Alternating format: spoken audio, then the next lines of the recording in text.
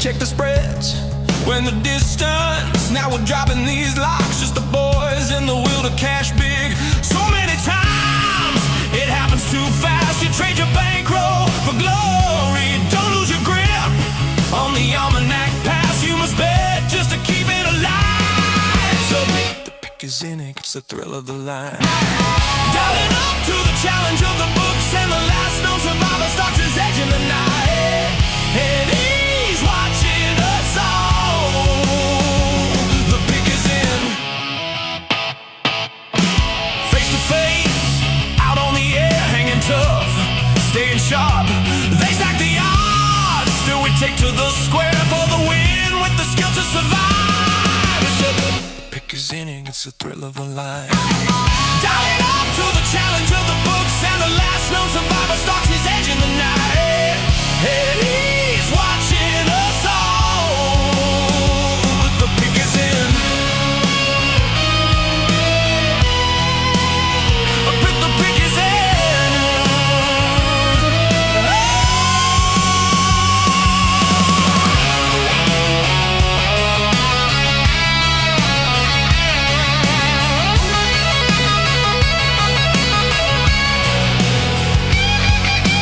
Rising up, straight to the top, had the guts, got the units.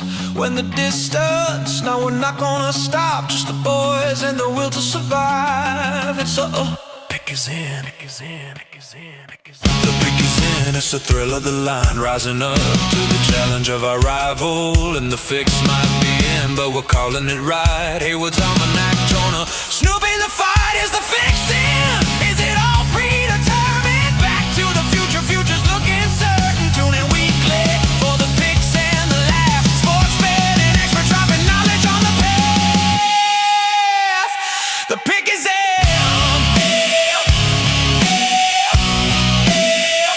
The pick is in.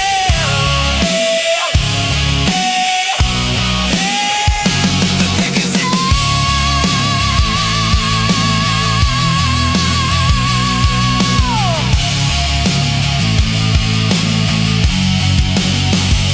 The pick is in. Pick is in. Pick is in. Pick is in. What up, what up, what up? What up, everybody? Welcome to the Pick is In. What up, Snoop? NFL Draft Day, baby. What up, brother? What's up, dude? Welcome to the Pick is in. Want to welcome everybody in to another Thursday show. Got my boy Snoop with me. Excited for tonight's show. We got the NFL drafts kicking off any minute. And cheers to everybody at home. Cheers to everybody at home. Oh. Dude, it's exciting. The draft is tonight. We got some NBA news. Got a fantastic interview. Oh, man, this is an exciting episode. We got some giveaways tonight. Yeah. That's going to be fun. Everybody at home, enjoy. We got a great interview with Tipp Major. We got some NFL, some NBA stuff to dive over.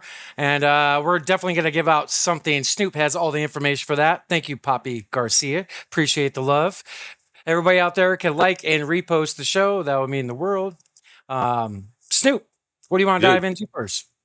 I want to get into Substack real quick because that is the number one place to find all of the content, dude. There's so much content on here. All of our podcasts.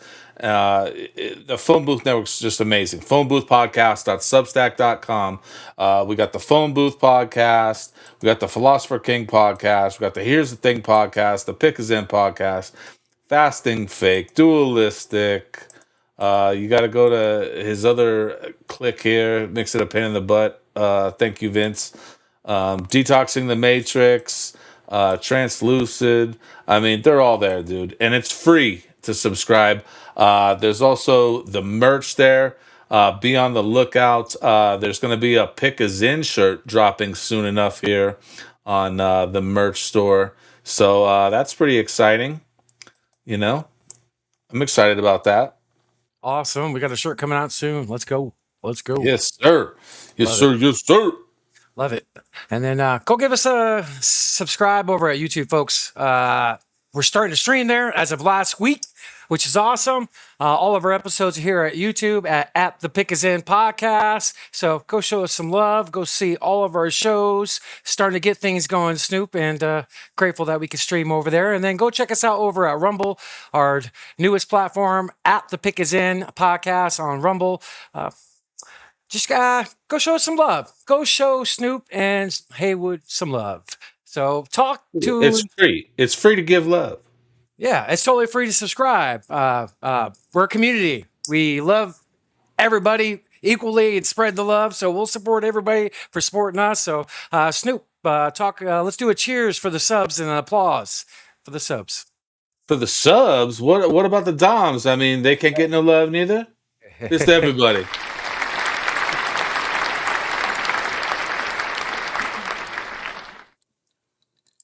Let's talk about this great giveaway you have.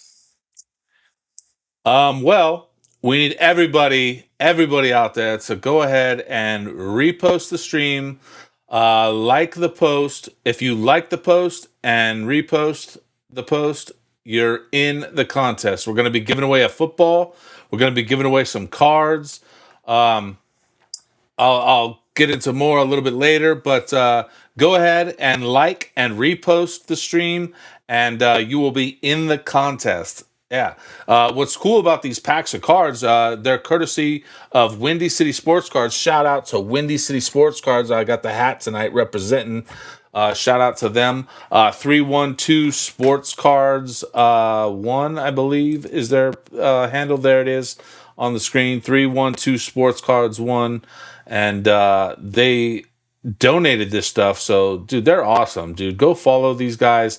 Like I said, they gave us a football and some packs of cards. These packs of cards, 1 in every 10 packs has an autograph card. We're giving away 3 packs. So you got a 33% chance to win an autograph card. That's pretty dope. That is dope. And we're doing the football too, Snoop? And we got a football. I'll try to show it on the screen here. Let me see if I can get in there. Bam. You know, it's a Bears football. It's got the logo right there. Yeah, nice. We're going to be giving away a football as well. Yeah. This is our first giveaway, right, brother? It is. So people, go. And then we got the packs of cards too. Bam. Damn. What's up? What's up? What's up? 3 packs. Just for reposting the show, you're into the drawing. You could win a autograph card possibly and a football. Man, that sounds pretty good to me. Right? That's actually pretty freaking cool. Imagine getting like a signed freaking Caleb Williams card. That would be dope. You know, like I don't know. Anything could happen. Right. Anything can happen. So before we dive in our interview, we're gonna knock out some NBA news. Snoop, you down to talk about a little NBA and get that out of the way, brother? What the heck is the NBA, Haywood? The National Basketball Association. Let's get into it real quick because we got a dope ass interview with the homie Tipp Major. Dude, this was an exciting interview, man. I can't wait for the people to see it. I had a great time just being a part of the conversation. So cool. Right. Definitely. So I got pulled up. I got all the scores since we were off last pulled up. The playoffs started last Saturday. So we had quite a few games go on since then. Cleveland took game 1. Denver took game 1 on Saturday. And Knicks took game 1. Lakers took game 1 without Luka and without Reeves. That's kind of surprising. And then Sunday's games, Boston won. Our Suns lost, which we'll dive into that in a little bit. The Magic, a little upset with game 1 over the 1 seed. So, and then Spurs handled business on their first game. And then on Monday night, Cleveland took a 2-0 lead over the Raptors, and the Hawks got the win. They were down by 8 or 9 points in that fourth quarter pretty late, and they came back and won. Also, as well, the Timberwolves won game 2, so that series is now tied up. And then on to Tuesday's games, our boy Carter, his Celtics, lost that game, so 1-1 on that one. Spurs lost their second game, so that series is tied as well. And then the Lakers took another W in the win column to lead that series 2-0. And then as far as yesterday's games, our Suns, they were in it, lost by 13, so we're now down 2-0. And then the Pistons even things up today. Any thoughts about those games, Snoop?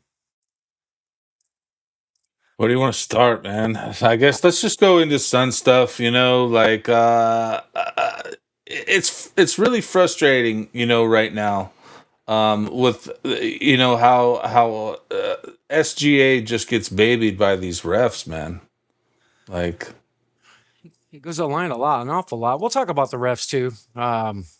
Yeah, I mean, I'm kind of surprised that with some of these series, the Lakers stand out. They don't have Luka. the Lakers being up two is Yeah. surprising. It really is. That's not where I thought they would be. Yeah.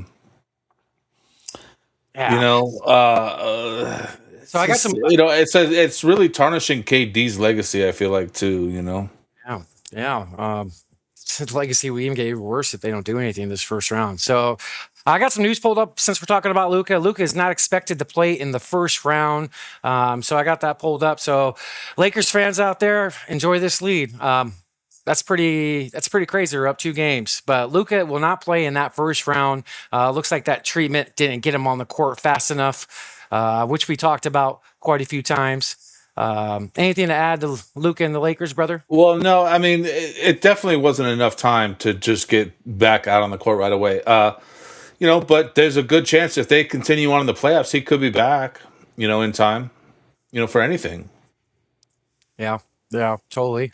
And thank you, Papi Garcia, for reposting. You are the first entry into our giveaway. So, folks at home, if you just repost the show, we're doing a giveaway for some cards, some trading cards, and a NFL football. So go ahead and repost, show some love. Appreciate everything out there. I got some other NBA news before we get in that Sun stuff. I know we're going to dive into that for a little bit. You want to do some more NBA stuff?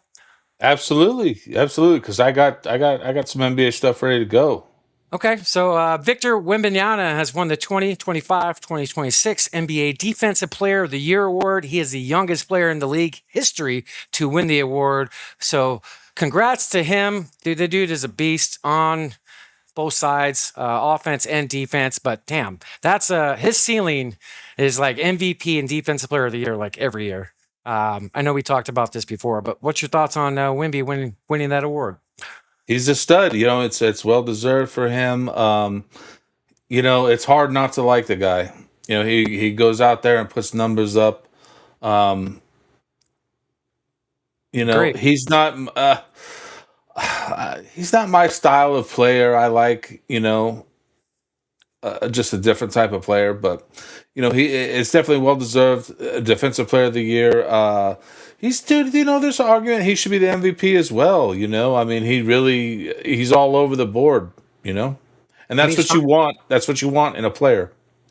100%. And yeah, he actually said it publicly, I think a month before the season. And he's like, I'm trying to win awards. I'm going all out. I want to be both. I want to be the best on both ends. And that's good to see from a young cat like that. And then you're right, Snoop. It's hard to dislike this guy. The guy is a very likable kid, dude. I've heard It's hard to dislike the French, right? Yeah, 100%. Right. Except maybe Tony Parker around the Suns parts. But fuck that guy. in other NBA news, I'm going to talk about. It looks like the Milwaukee Bucks and Taylor Jenkins are finalizing a deal to make Jenkins their franchise new head coach. Sources tell.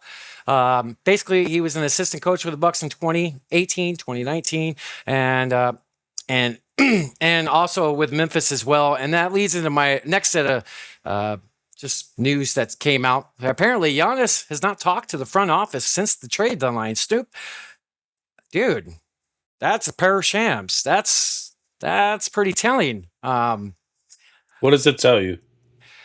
Miami bound or somewhere else bound? I think if I would have to pick 3 places, it's Miami, New York, and possibly Golden State. Yeah. And there's some rumblings this week about our team getting involved in the mix. I'm like, that's not a right. I mean, did you hear what Gambo said? You don't have heard it what he ready? said. I don't have it ready for that, but Yeah, I did hear it. I probably should have pulled it up. Gambo said, listen, that's other people talking, so. That'd be kind of crazy. That'd be kind of crazy. We'll see what happens. It's going to be an interesting offseason for the NBA and for our 2 teams, technically, too, So That's pretty telling. He hasn't talked to the team since the trade deadline. That's crazy. And other NBA news, Billy Donovan is no longer the head coach of the Chicago Bulls after 6 seasons. He and the Bulls parted ways. Everybody saw that coming as well. And then Snoop, I wanted to remember how we've been talking about LeBron a little bit here and there and his future from podcast to podcast. Okay. So Brian Windhorst had a take on this, and I wanted to show it, and I wanted your opinion on it as well. Can we show this video? Yep. Go ahead. All right. He does. His cap hold is $20 million. That's going to be extremely important because he's only going to sit on their books for $20 million. But until you deal with LeBron, you know, I don't want to get into a cap space discussion here, but functionally, the Lakers will not have cap space until they deal with LeBron. Yeah. Either say, LeBron, we love you, thank you, good luck to you, we renounce your rights, good luck. Or they say, LeBron, here's a contract for what? Is it 25? Is it 35? Is it 41? I don't know. And by the way, I've specifically spoken to people on both sides without trying to get into both sides of the negotiation, without trying to get into the weeds. I've specifically had this discussion.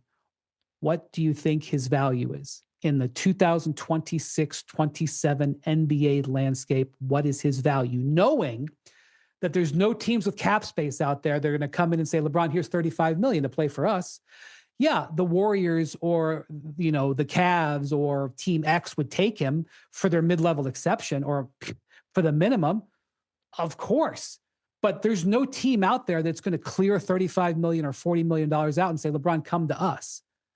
So who are the Lakers bidding against? At one point, you know, they have to make a decision. So I've talked to both sides, and I don't hear an answer.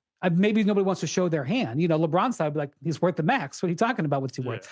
But so that's, by the way, a big, huge question mark that's hanging over the Lakers. And they're going to have to decide it, by the way, by like June 15th. Like, LeBron's going to have to decide whether he wants to be a Laker and what he wants to play for by like June 15th. And if he doesn't decide it, and if he's like, I still need time, the Lakers, to a certain extent, are going to have to move on. They can't sit there and be wishy-washy about it. And that is something that once this season ends, we're going to have some serious discussions with what the Lakers' future is going to be. Yeah, I mean, you know, LeBron's still he still performs at an elite level, you know, for his age. I don't think he has much more of a future with LA. I think he's going to be out of there. He's playing, dude. He's playing great the last few games, man. Like, I was freaking mind, like young LeBron. So it's impressive what he's doing still at this age. It still is. Yeah. Well, you know, that's why we named this podcast "The Pick Is In, The Fix Is In." You know, it's. Did he get the stem cell treatment? Who? LeBron? Or I'm sure he probably has.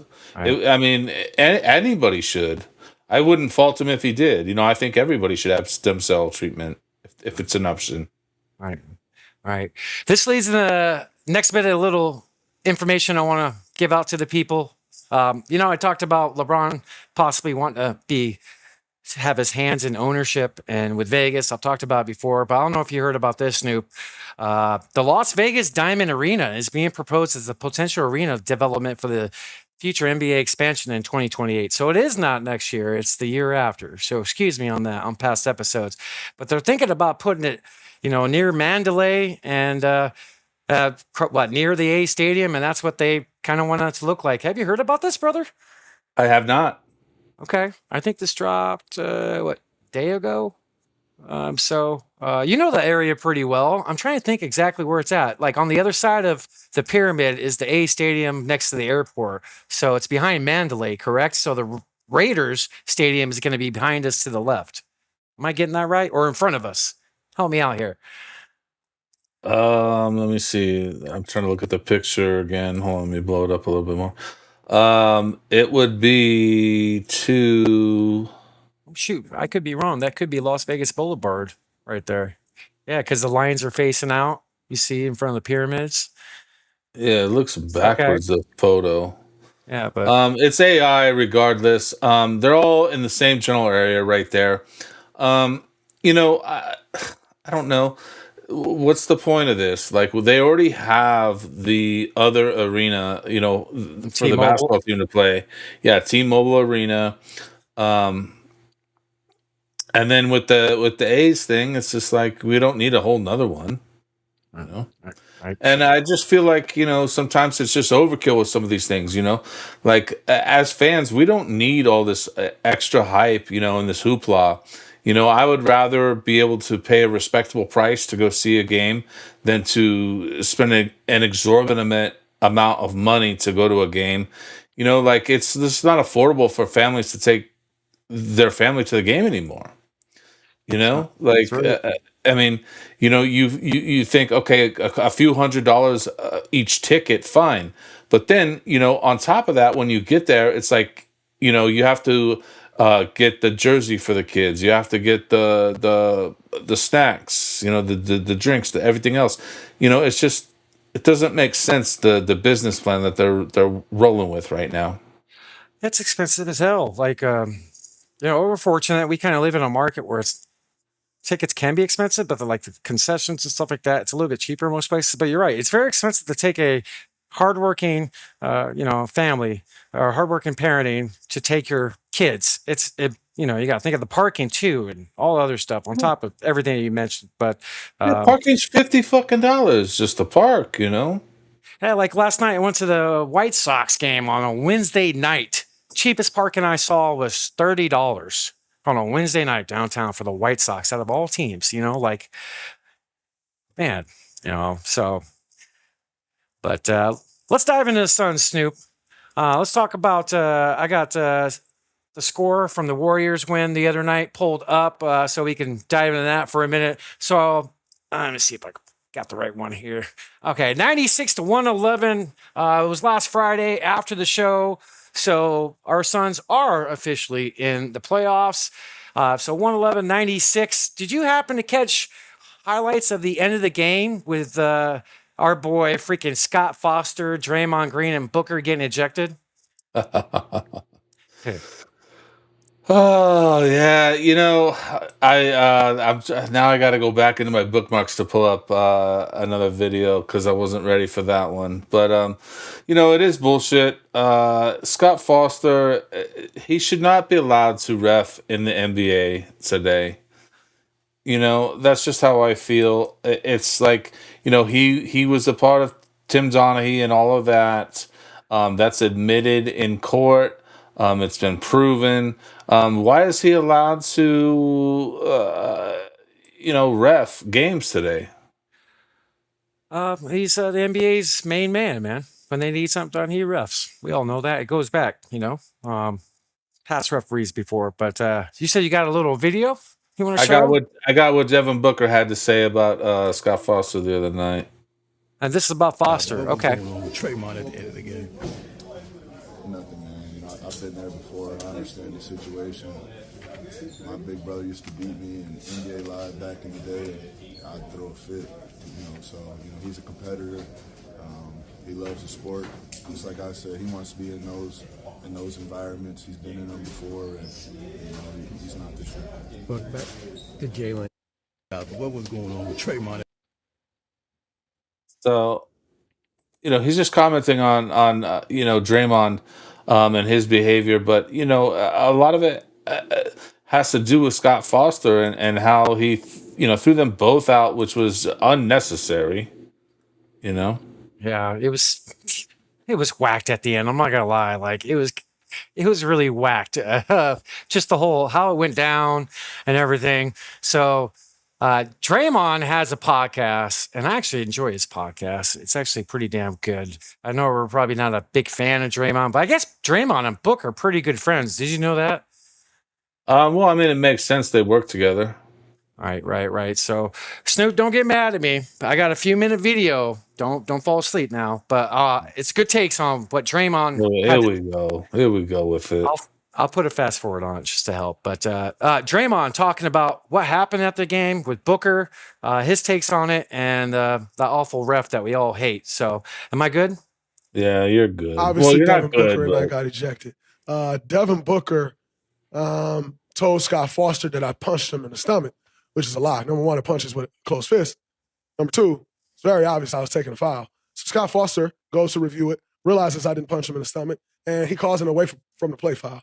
Guy's passing the ball. So I'm not sure how it's away from the play, but I think that's ScottFoster's way of, well, there's not really much here for me to call a flagrant foul or a technical foul, but I feel I need to do something. And so he calls it away from the play foul, which to me made absolutely no sense.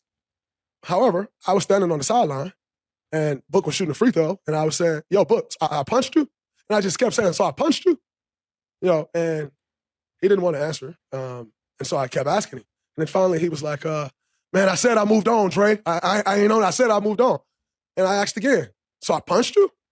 And he got a little testy and started making some comments, so I made some comments back to him. But make no mistake about it, man. Book, that's my young fella, always have been. That relationship stems back to Book being in high school. And ain't nothing going to change that relationship. We had that moment. What really pissed me off was we got ejected. We weren't cursing at each other or anything. We were talking back and forth. And as you can see by AD Prank Show, I don't do well with, shut up text. I'm going to give you a text so you guys have to stop talking. That shit don't work for me.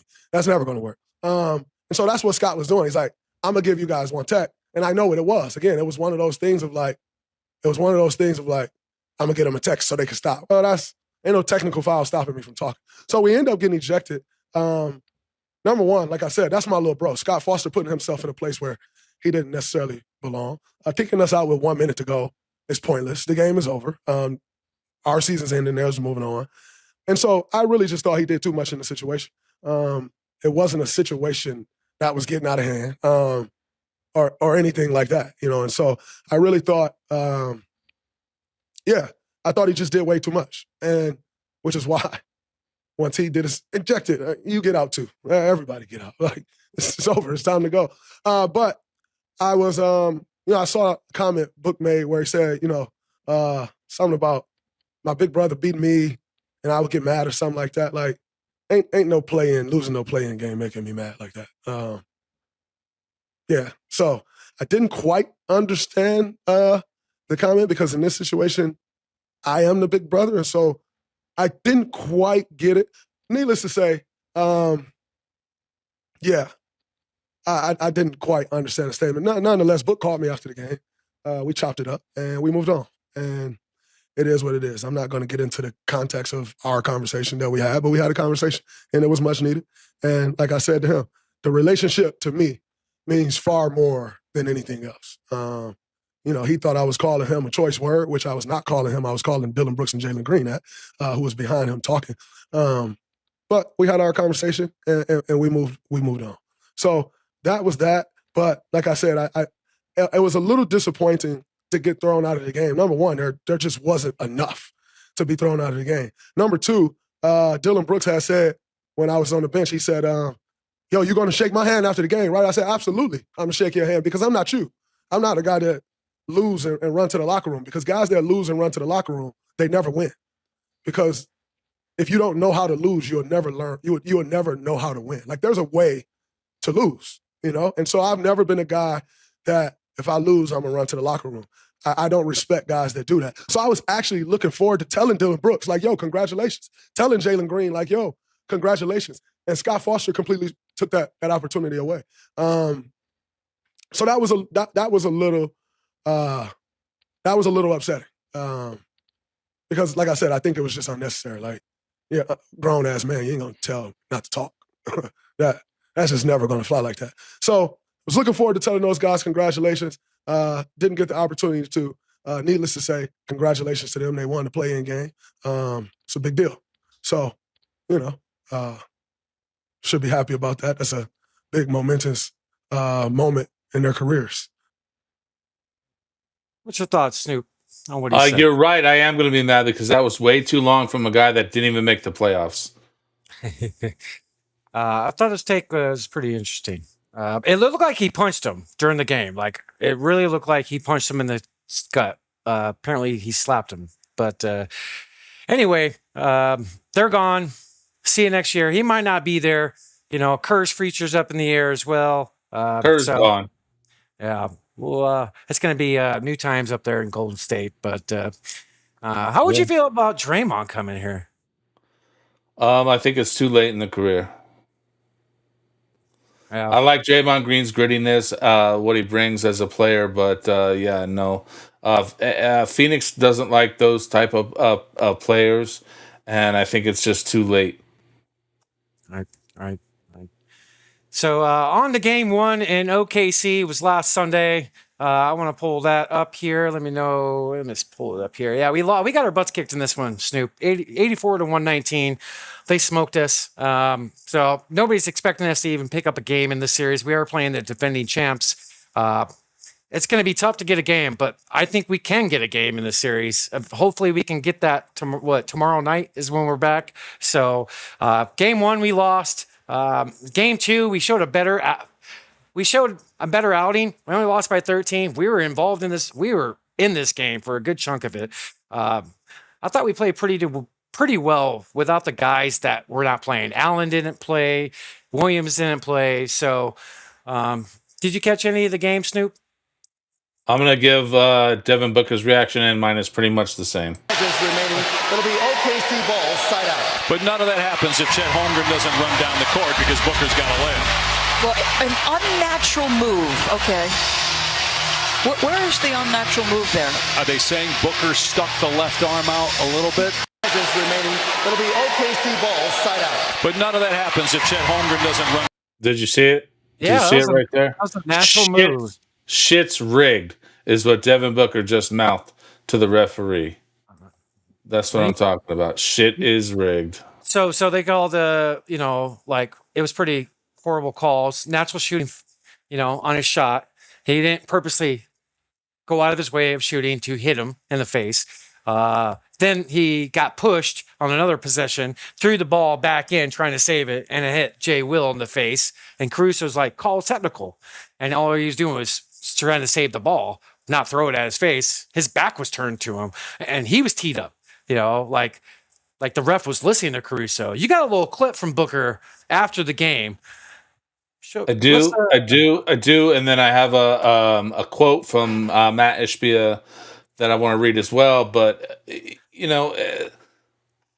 is it rigged? Is it rigged? I mean, is Book right?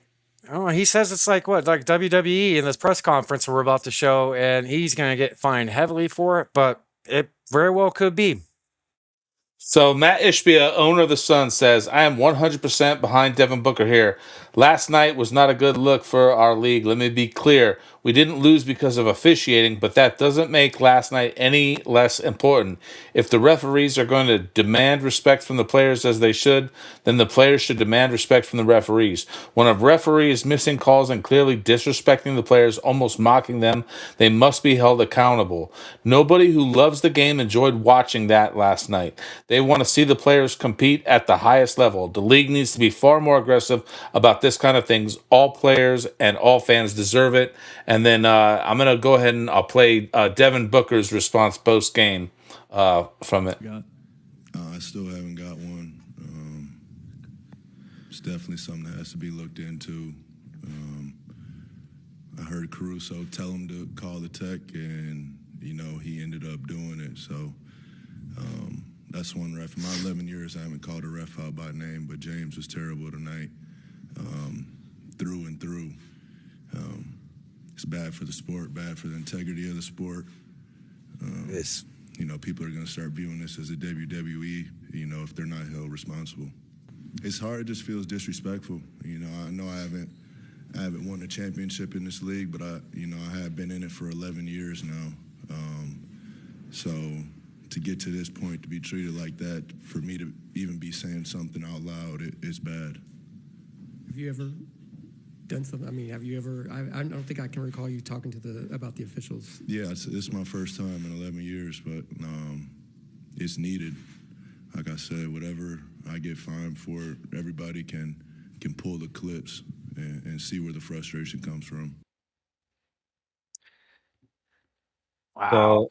First time in his career he's named a ref by name and called him out. Wow. And he is absolutely right to say something because that's pretty freaking atrocious what the hell happened. You know. Yeah. You know what? I want to add a little bit onto that and show this from Hater Report. James Williams, the referee that Devin Booker called out, is quite literally an Oklahoma City Thunder fan and friends with their players. He's the executive vice president, head of referee operations. I mean, look at all this. Look at this. Wow. If you haven't already, hashtag Thunder Up. Hashtag Thunder Up. Yells hashtag Thunder Up. What did I say? Fisher for 3. Hashtag Thunder Up. I mean, all of these posts are hashtag Thunder Up, you know? Wow. This is a great little nugget you're giving, Snoop. I didn't even know about this. This is something to pay attention to for the rest of the series when they announce refs for the games. That's crazy. He's a freaking fan. He's Well, like, he won't be in the series again. You know, there's not enough games left in the series for him to be in this series. But next series, who knows where he's going to be? I mean, if this is how he's talking, he's going to be obviously Thunder in every series. You know? What's his full name again, Snoop? James Williams. All right, folks. So if he's roughing a OKC game in the next round, take them to win that game. Pretty much. Wow, that's a great little nugget you dropped. I didn't even know that, brother. Holy crap. They should this shit can't happen. The NBA can't freaking have a fan of a team be a ref. The ref shouldn't even be posting go any team. Like, Yeah, right? real. It seems like that should be like against their bios or whatever, like their, you know, whatever their laws are, you know, bylaws. 100%. People out there, don't forget to repost the stream. We have a giveaway. We're giving away football, trading cards. We need some more reposts out there, everybody. All you have to do to enter is just simply repost the stream. That's it. That's all you got to do. And we're going to give it out later in the show. And I'm not going to lie, they're pretty cool gifts. It's our first giveaway here on the Pick Us In. So go repost the show, everybody. Yeah. So got some... we had an injury in last night's game that could help us going forward. So Jalen Williams has sustained a grade 1 left hamstring strain and will be reevaluated on a weekly basis. So it looks like he might be out the next few games, Snoop. So that's good for our Suns as well. Do you have any other things on the Suns that you want to talk about? No, nothing. You know, we'll see what happens tomorrow. You know, next week could be a somber episode for our Suns fans out there. But, you know, I'm still optimistic. You know, maybe we can somehow pull it together. I think we can get a game. I think we could. You know, Yeah, it'd be nice to win one. It would. You know, totally would. Yeah, tomorrow, what is it? Tomorrow night, I believe. I got it pulled up here. Excuse me. Saturday, 12:30. So not tomorrow. I was wrong. Excuse me. So game 3 is here in Phoenix at the Mortgage Matchup Center. All you fans out there, wear your good lucky shirts. Get that mojo going. Let's get a W. Support your team. Watch your team. You can go to the game, or if you can afford to go to the game, go ahead and do so. But let's go Suns, and let's try to get a win Saturday, Snoop. Hey, Papi Garcia, yes, we are going to be covering the draft. We're about to dip into the interview with the one and only Tipp Major, which was so exciting. And then after that, we're going to get into the draft, and it's going to be a whole lot of fun in the second half of the episode. Yeah, we're just trying to knock out our NBA and Sun stuff, and that's about it. So anything else you want to go over, brother? Dude, I got just one last little NBA funny before we, shift on over. What do you think? All right. Should we play it? Let's play it. What if Wilt Chamberlain played in today's NBA? Oh, wow. How's the weather up there? It's raining. Game 1, Wembanyama draws the assignment. The best defender on the planet, 7'4", arms that don't end. The most prepared the modern era could possibly be. Wilt drops 50 points and 67 rebounds, a league record in his first game. On Wemby, the building doesn't know whether to boo or applaud. And then you pay the child support all at once. But I might have 20,000 kids. Month 1, nobody tracked blocks in Wilt's era. The modern NBA decides to start. By month 3, he's broken the single-season blocks record. The NBA pushes it out as breaking news. Every highlight channel covers it. Nobody can believe it. Wilt doesn't acknowledge it. Have you seen Bam's 83? Next game is against the Heat. First quarter, Wilt is at the line every possession. Second quarter, same thing. By halftime, he already has 50. The Heat call every timeout they have. Nothing slows it down. Third quarter, Bam fouls out trying to stop him. Fourth quarter, there's nobody left to even attempt it. 101 points, new record. Somewhere, Bam is wondering how his best game ever just became a footnote. Before the game even started, I said he was going to score 101. Is Wilt the most dominant player who ever lived? Follow for more NBA timelines. So, I mean, there you have it. That was pretty fucking. Is he the GOAT? Yeah, he's up there for sure. That was pretty fucking funny. I like the LeBron comment about Bam. That was funny. I mean, dude, Wilt Chamberlain, he gets a lot of disrespect, when it comes down to these polls. People want to talk about the greatest of all time, but he should be up on. He's in that question for sure. They be sleeping on Wilt the Stilt. Right. Snoop, tell the folks at home one more time about our giveaway before we go into our interview. And if you want, let's pull up some of the draft picks and go over a couple of them real quick before we pop in our interview. You want to, or because we've got quite a few picks in. If you got the tracker, you want to pull up? Yeah. Give me just a minute here. Let me find it on the screen.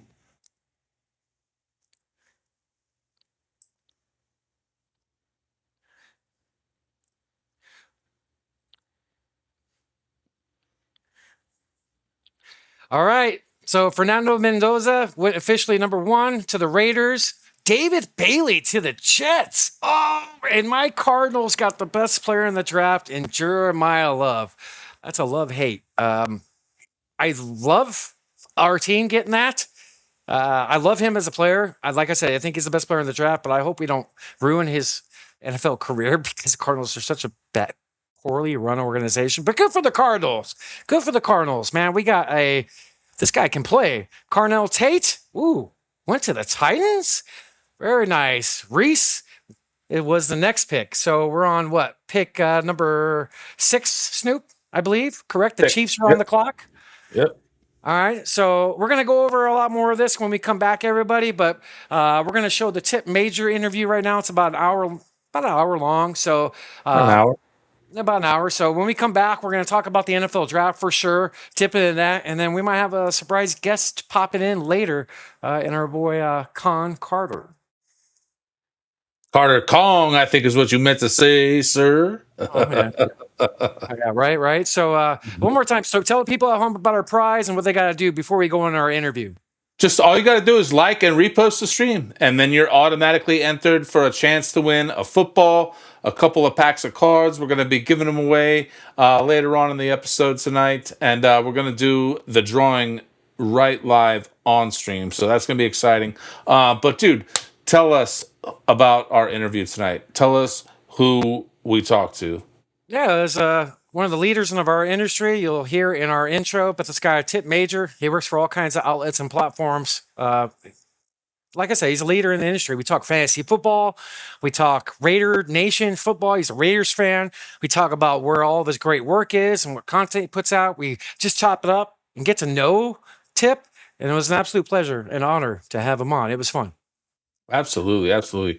A great conversation. So here it is, everybody. And don't forget to join us in the second half after the interview. It's going to be a whole lot of fun. We're going to go over some draft stuff, and we'll talk about everything a little bit more. Cheers, everybody. Enjoy the interview. Don't forget to repost. Boom, boom. What's up? All right. Welcome, everybody, back. We got a very special guest, and I am grateful and humble to have this man here. He's got nothing but love for the fantasy community. He's a leader in our space and somebody I look up to. He is a staff writer over at Football Guys. Matthew Berry's The Fantasy Life. He hosts the spaces for Rotoballer. He's also with the Sports Affiliation and a member of the Raiders Nation and also a member of the Fantasy Sports Writers Association. I want to give it up for the one, the only, the phenomenal Tipp Major. Wow, dude, man, yo, I appreciate it, bro. Like, I got goosebumps straight up. Like this Applause is. for Now, him. now you put the camera on me? Yeah, oh, man, hold on, dude. Like, Nah, see, you guys are funny. I love it, man. That was awesome, though. Thank you so much, man. Dude, nothing but humble beginnings, bro. I love this community, man. It didn't take much to sell me with this community, the fantasy community, because I already loved fantasy football. And I already followed a lot of the people that I now can call friends, which is crazy.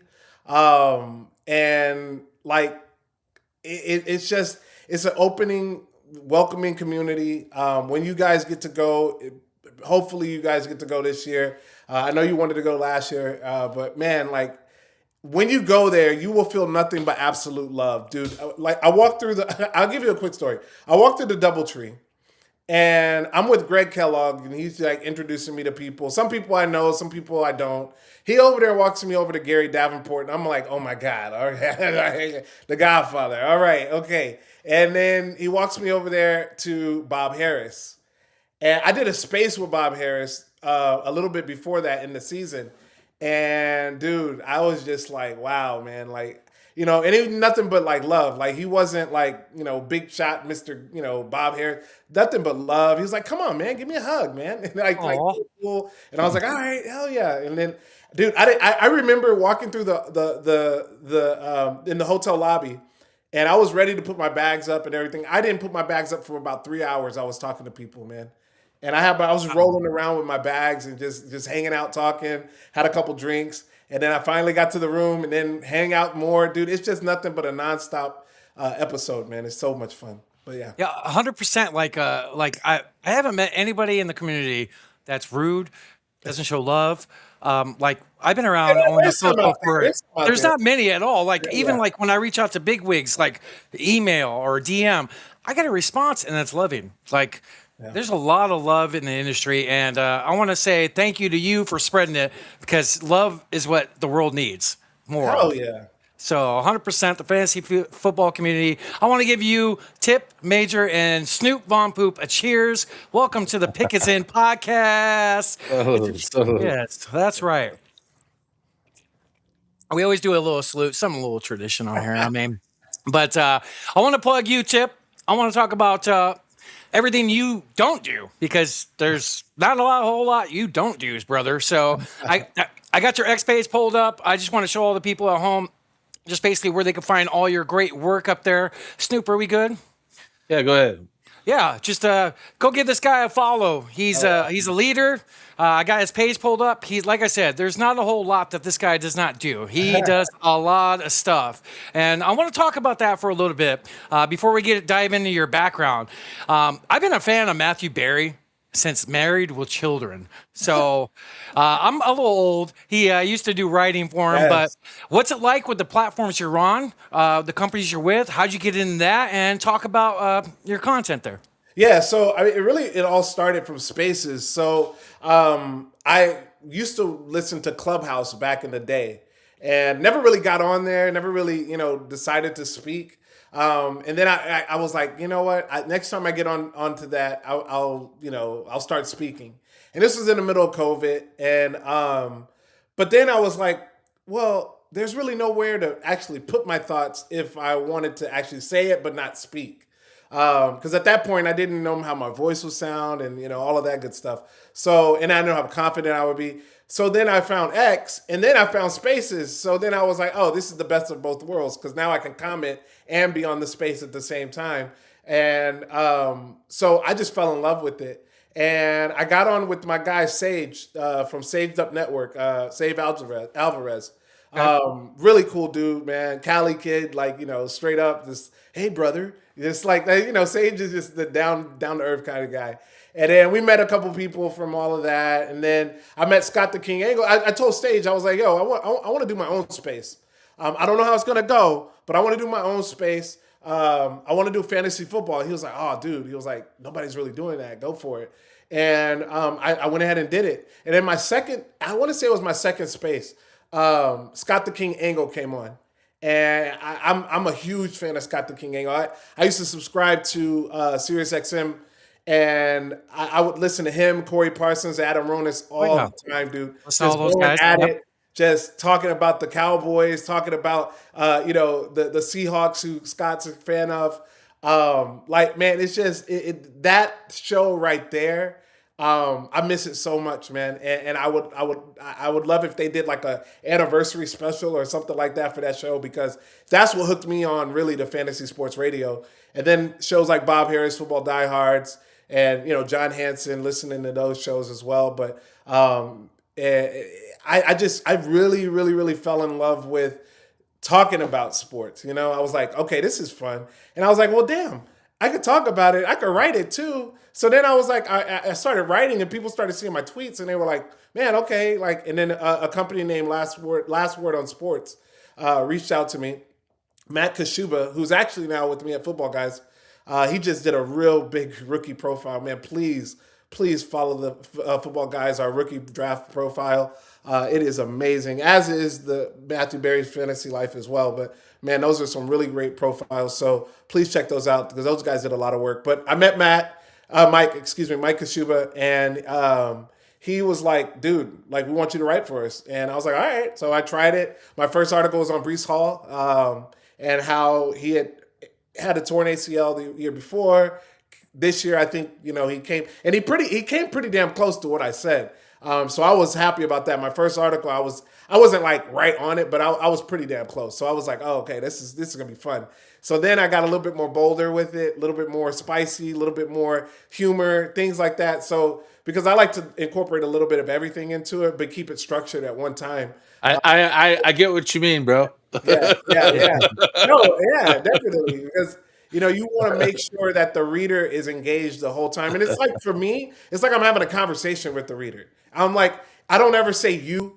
I don't ever say I say we. like I look at it like that. And I try to incorporate that as much as I can in my articles, because we're in this together. Like, we're trying to figure out, our leagues, our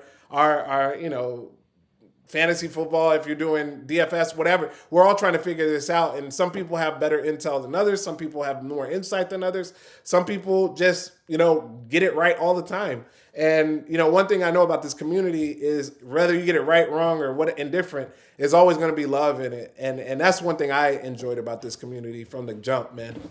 100%. You got a great voice for Spaces. Your energy is front and center, what it needs to be when you're on, because you can sense your passion. And I love that about you. Very, very grateful to have somebody on talking like this to me.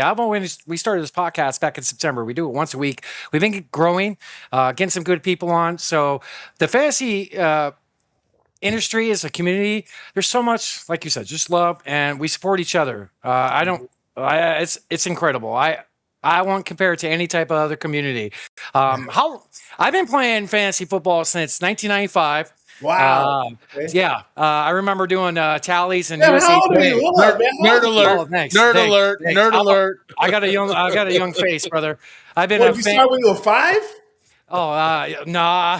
That's why I was born in 81, brother. Oh, Born in okay. 81. Okay. All right. Yeah, So you too. Okay. I'm looking all right for it. But Hey, you're good, dude. Yeah. I remember doing, USA Today every Tuesday morning and manually doing it. I'm a junkie about it. Been playing it forever. I've been wanting to try to find my niche somewhere. And thanks to my brother over here, Snoop, he's the one that pushed me on X, saying, hey, you need to start social. You need to just get your name out there and just piece out that brain and passion you have. And slowly but surely, I'm finding it. I don't write. I have tons of notes. I'm more of a, book nerd when it comes to writing down. I got hundreds of pages of notes of just stuff. Been playing for a long time. How long have you been playing fantasy football? 2005 was my first season. Yeah, I drafted all the Cincinnati Bengals. I drafted Rudy Johnson, Carson Palmer, Chad Johnson. At that time, Sounds like El Poopy. Sounds like El Poopy drafted all his favorite team. We get one of our buddies. We bust his balls. He always just drafts all Cardinals, and we're like, "What are you doing?" It's like, "What are you doing?" Yeah, dude, I was like, well, this looks like a good team, and I know who Carson Palmer is, and I know who Chad Johnson is, and I was like, I don't know who this Rudy Johnson dude is, but he's on a good team. So he's probably going to get a lot of red zone touches. is. But dude, my team was trash, bro. Like it was bad. Except for like 2-3 weeks, I think, when they had blow up weeks. All right. Who was your first ever draft pick? Do you remember? It was either Carson Palmer or Rudy Johnson. I want to say it was Carson Palmer though. Okay. Because I had like the 4th pick, and again, I didn't know what the hell I was doing. Freaking Sean Alexander went after me. Steven Jackson went after me. Wow. I'm like, wow. Like all these players that nowadays you would get, and it's like, yeah, that was funny. So yeah, I was like, I'm just gonna pick the white quarterback that could throw. There we go. Let's do that. Right. I'm a diehard about it. I got my boy to play in our family league. It's pretty fun. He beats me more than I beat him. Go find out. And I'm the stat nerd. I'm supposed to be like the guy. I even barely play fantasy football, and I beat him every year.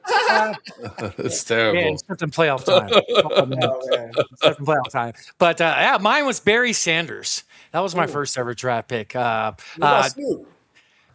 Yeah, she's probably a bear. I want to say my first fantasy draft pick. Adrian Peterson from the Bears? No. Man, I don't even remember. Actually, you know what's scary? And this is terrible. I can't believe I'm gonna put this on video right now. I think it might have been Brett Favre. Oh wow. Oh, so you didn't believe in it. See, that's important because a lot of people in fantasy football, you got to take your heart out of it. You can't draft with your heart. And Snoop did that because you're taught to hate Packers, right? Yes, like it was ever since I was born. I have a Bears tattoo, sir. Oh my God! So double hate. Yes, double hate. So I'm pretty sure, or maybe it was maybe it was Aaron Rodgers. Aaron Rodgers must have been the first pick because I definitely wasn't playing when Favre was playing. So how did you feel when he said he owned you guys? I don't feel one way or another because you know what? Like, it's all WWE to me. It's just an entertainment organization at the end of the day. It is. So, I get excited about it. We could do a whole nother podcast about that. Get some audio and technical chop it out. But Tip, you there, brother? I'm here. Can you hear me? Let's see here. Tip's fine. Audio's cutting out. All right, there you are, Tip. Can you hear us all right? Oh, yeah, I got you. Yeah, Tip's fine. Are you good, Haywood? Because Tip's fine over here on this Okay. end. Maybe it's just I don't know. It's just choppy. Tip came out of the picture for a little bit, but it's okay. It's just it looks like we're good to go now. But Tip, you're a Raiders fan. Yeah. Okay. I'm a lifelong Cardinals fan. My first game was like August of '89 against the Eagles and Buddy Ryan. I went to almost every game in the '90s. Like I said, I've been through a lot. A lot. Like we were horrible. Like diehard junkie. So I want to ask you and pick your head and just get to know you. How you become a Raiders fan? Is that something that's resonated with you when you were a kid? Mine was my relationship with my dad. Just sports. So that connected with me. I want to ask you about that. And then your Mount Rushmore of Raiders. I'll start off with my Cardinals. Okay. My Mount Rushmore would be Larry Centers is my favorite player of all time. If anybody knows him, PPR machine from the 90s. He had over 100 catches like 3 or 4 years out of like 5-year span. Larry Fitzgerald, Kurt Warner, and Aeneas Williams would be on my Mount Rushmore. What about you, Tip? And tell me about your Raiders being a fan and where that came from. So it all started with me, Bo Jackson, who is undoubtedly on my nice. More. My dad is a Steelers fan, right? So he doesn't follow football as much anymore, but when he did, he was a Steelers fan. He actually went to school with Mel Blount, so he knows him. So he was always Steelers this, Steelers that. And he would even joke like one time he was like, "Oh, this kid thought I was Mean Joe Green one time at the corner store." And my dad's crazy. My dad was like, and I gave him the autograph. Wow. I said, man, okay, all right. So anyway, so I didn't really want to follow who my dad followed because I followed him on baseball, and that was the Yankees. So he was a Yankees fan. So I followed him on the Yankees. But I was like, football, I'm going to do my own thing. And my dad, one time, we were watching a football game, and I was a kid. I didn't know what it was. I know they were playing football. I didn't know who it was or who the teams were or anything like that. But my dad specifically said, "Do you see that man right there? That is Bo Jackson. That is the baddest man on the planet." I remember him saying that. Yes, he was too. And I just was like, okay. And then when he put on that silver and black, I was just like, wow. And then I found out he played baseball. And then I was like, oh, he plays baseball too? Like, I was like, huh? Like, what? Like, that's crazy, right? Right. And so I was just like, oh, man. And then I don't know if you guys probably remember it. You guys are old enough. All-Stars. Remember that show, All-Stars? Oh, wow. With Bo Jackson, Wayne Gretzky, Michael Jordan. They were Save the World. So Bo Jackson is on my Mount Rushmore for sure. He's number one on there. And then Howie Long. I got to give it to Howie Long, man. I mean, his longevity, his play, his tenacity, his will. I mean, his son Kyle. He even brings it on to the radio. I mean, to the TV set too. He's always very focused, like it's like hyper focused. I'm like, man, even when he's joking around, he's still like hyper focused. Right. Imagine what he's like on the field, right? Right. So I know he was something else on that field. So he's number 2 for me. John Madden. I mean, come on, dude. He revolutionized the game, dude. Like he didn't have to do anything on the field as far as playing, even though he did. But he didn't have to do that. On my Mount Rushmore, you don't have to do that. So he goes to the Mount Rushmore for me. And you know what? I'm gonna call it. I'm just gonna call it right now. I'm not. I gotta put a young guy on there. Brock freaking Bowers, dude. Like, what I think is about to happen with Brock Bowers and Fernando Mendoza once he plays, it's going to be magical. You bring this type of quarterback in there that can get with a wide receiver. I'm not even going to call him a tight end because the dude can do it all. He is such a mismatch. You get the ball in space with him. You get AshtonJeanty in space with him. Now we are creating something that we can work with. And I believe that Clint Kubiak, again, I think Kirk Cousins is going to start right away unless there's an injury.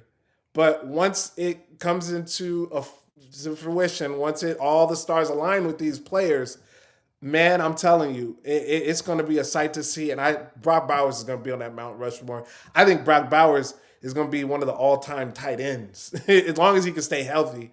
You had a great article about. I just wrote about him, man. Yeah, you did. And I had to break down why you should not. I had to break down why you wouldn't want Brock Bowers, and I was just like, I can't do that. I was like, this dude is too awesome, right? And then I started finding little things, and you start to see little things, and you're like, okay, all right. So maybe, but no, the dude is amazing. I think that he will be the number 1 tight end at the end of the season. Bump Trey McBride. I think Trey McBride's great. He had a hell of a year. I think he'll have another great year. But I think that Mike LaFleur is also going to spread the ball around a little bit more. A little bit more. Great points. Just thinking about the top of the head, us three right here with the Bears, Raiders, and Cardinals, we might have the 3 best tight ends in football, in my opinion. Yeah. Let's be honest, man. Loveland's getting a lot of disrespect, I feel like. Dude, not enough people are talking about Colston Loveland. I agree. Yeah, where do you have him out, Tip, on your rankings? On Colston Loveland, I have him ranked right now. I have him ranked about 6. Ooh, okay. So he's teetering right on that level. So I like Colston Loveland. I think that the departure of DJ Moore helped Colston Loveland. I think it helped Luther Burden. Yes. I think that this offense will now be what we really wanted it to. It almost seemed like DJ Moore was just out there at times. Like it just didn't fit right with him. I don't know what was going on there. But it seemed to get in the way of Colston Loveland, and it seemed to get in the way of Luther Burden, obviously, of a depth chart. But I think that now the team is starting to come together, and now you'll see a more unit. You just hope they're a little thin. You hope they don't get hurt because they do need to get some more receivers or some more. Well, do you have any thoughts on Jade Walker? I like him. Yeah, last year he did some really nice things. He was very versatile. I did like it, but I think they already have that. I think they have that with Luther Burden. You could do a lot of things with him. I think they have a lot of that with Swift.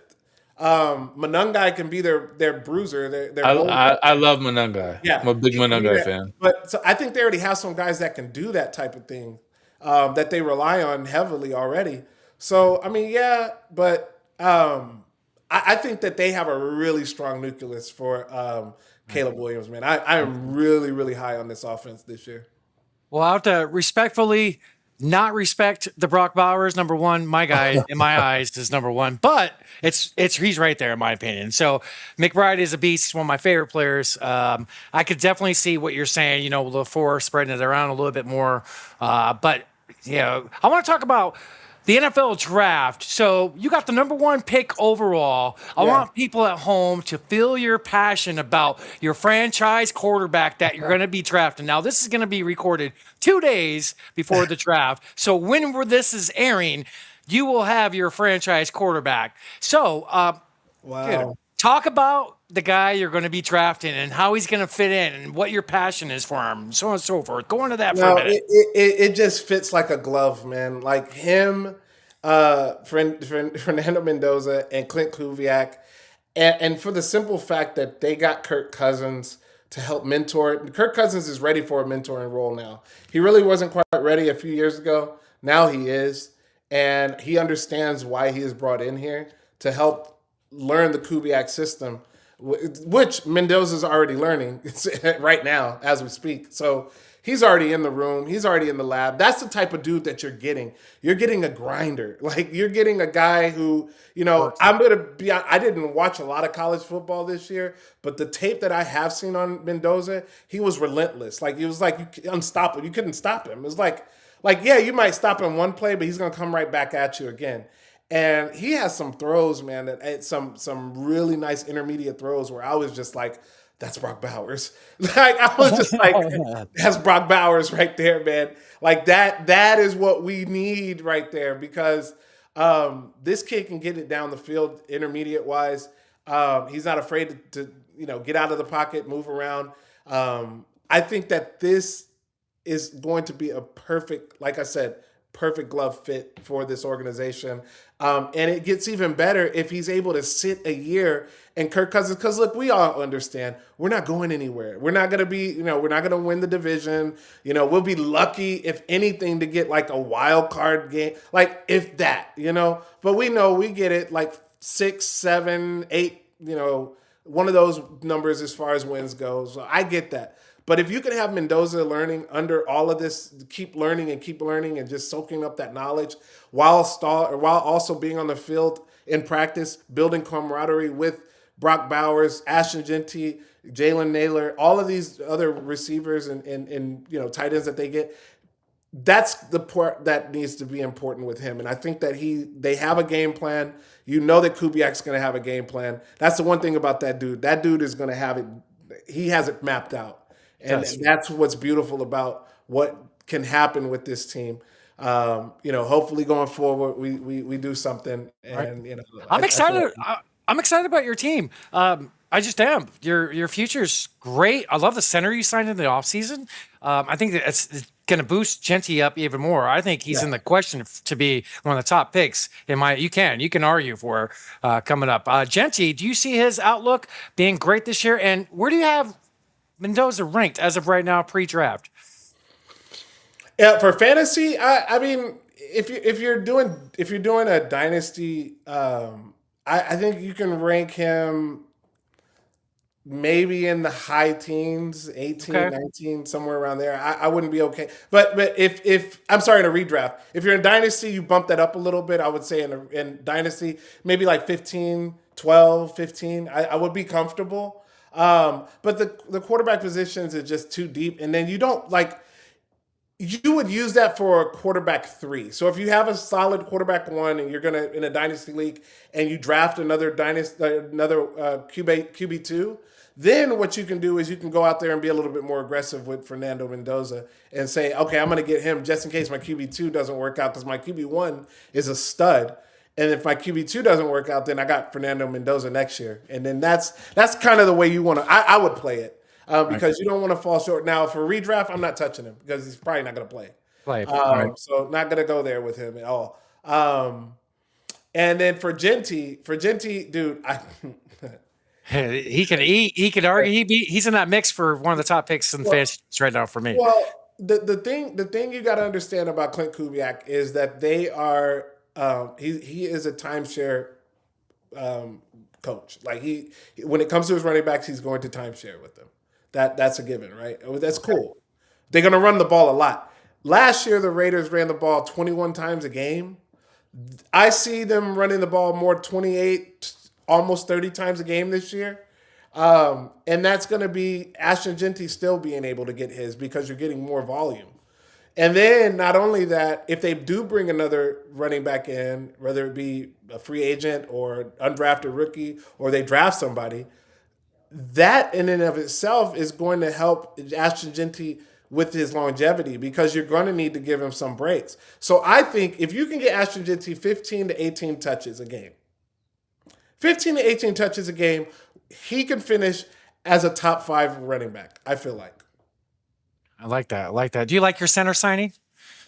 Yeah, no, I do. I go through again. I do like that. I do like the signing of Linderbaum. I think that he's going to bring a toughness. He's going to bring a headiness to this team. You got a guy who, a guy in Kirk Cousins who's going to need to be protected because you can't, and you're going to have to make sure that the center, Linderbaum, who's one of the highest rated centers, he's going to be able to command that line and help that line. That line needs to grow more. We've got 2 really good guards, but they still need a lot of growing to do, and they need to focus on that in this draft too. But again, the signing of Linderbaum helps volumes for AshtonJeanty, like you said, because now they're going to be able to.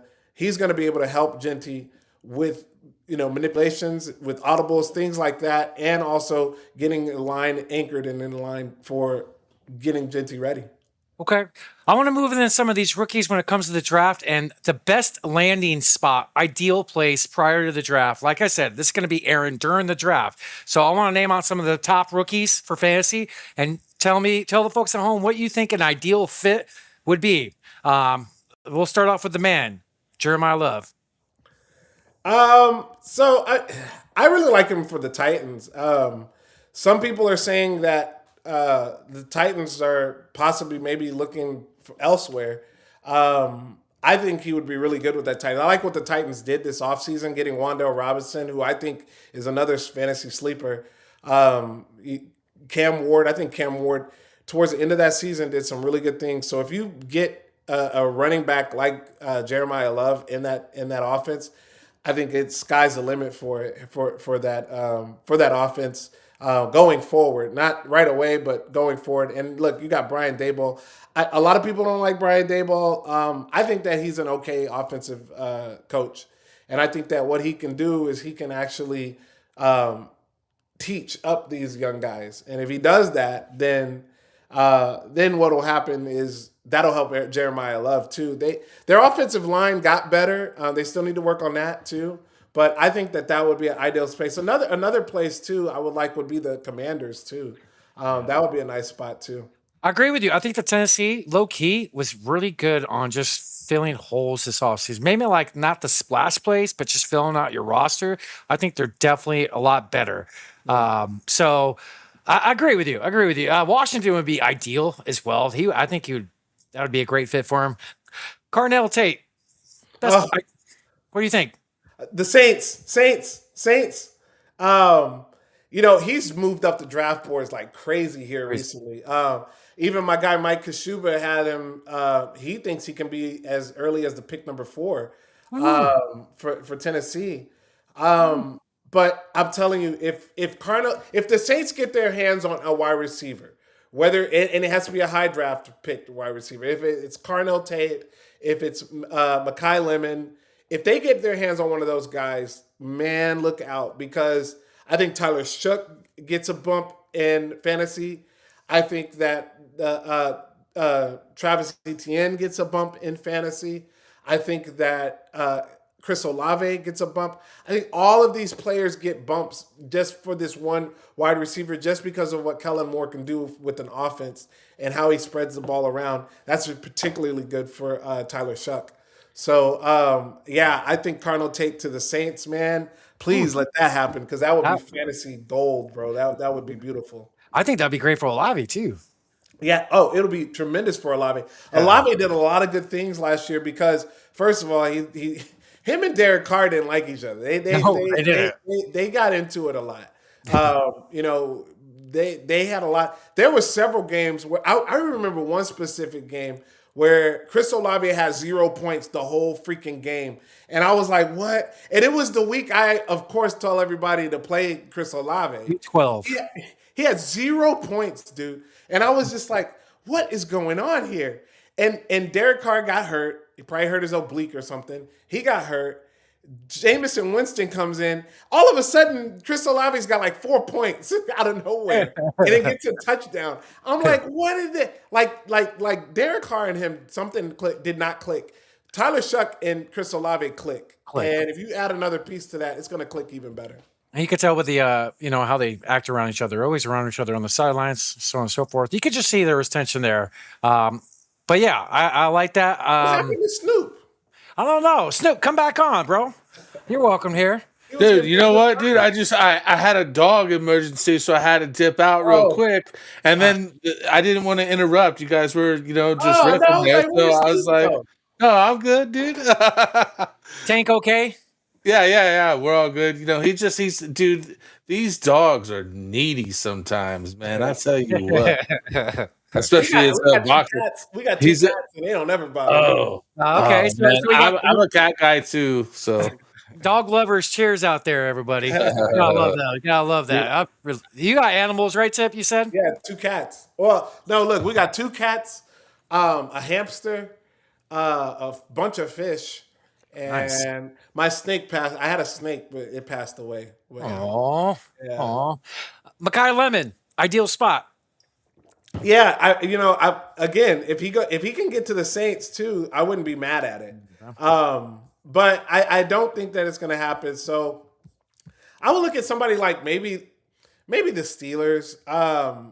If that happens. But I think the ideal spot for him would be New Orleans as well. And if that happens, if he goes to New Orleans, again, it's just like the Carnell Tate thing. It amplifies everybody. But if he goes to the Steelers,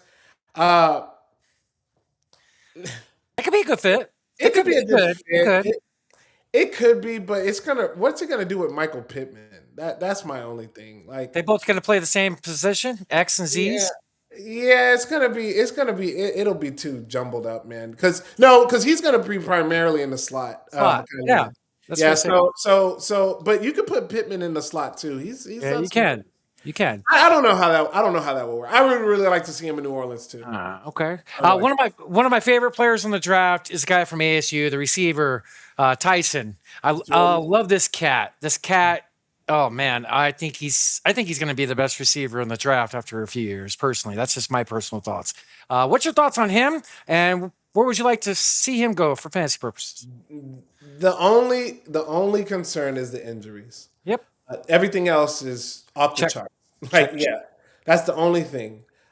His fluidity when he's in the routes. Oh my God. Like that's what I like when you see these receivers. Because again, I don't watch a lot of college football. But Me too. I go back and watch tape. And when I watch the tape of these players, I see like little things, and he's just very smooth, man. And I like when you have a receiver who's smooth, who has a little twitch too, but I like those smooth route runners.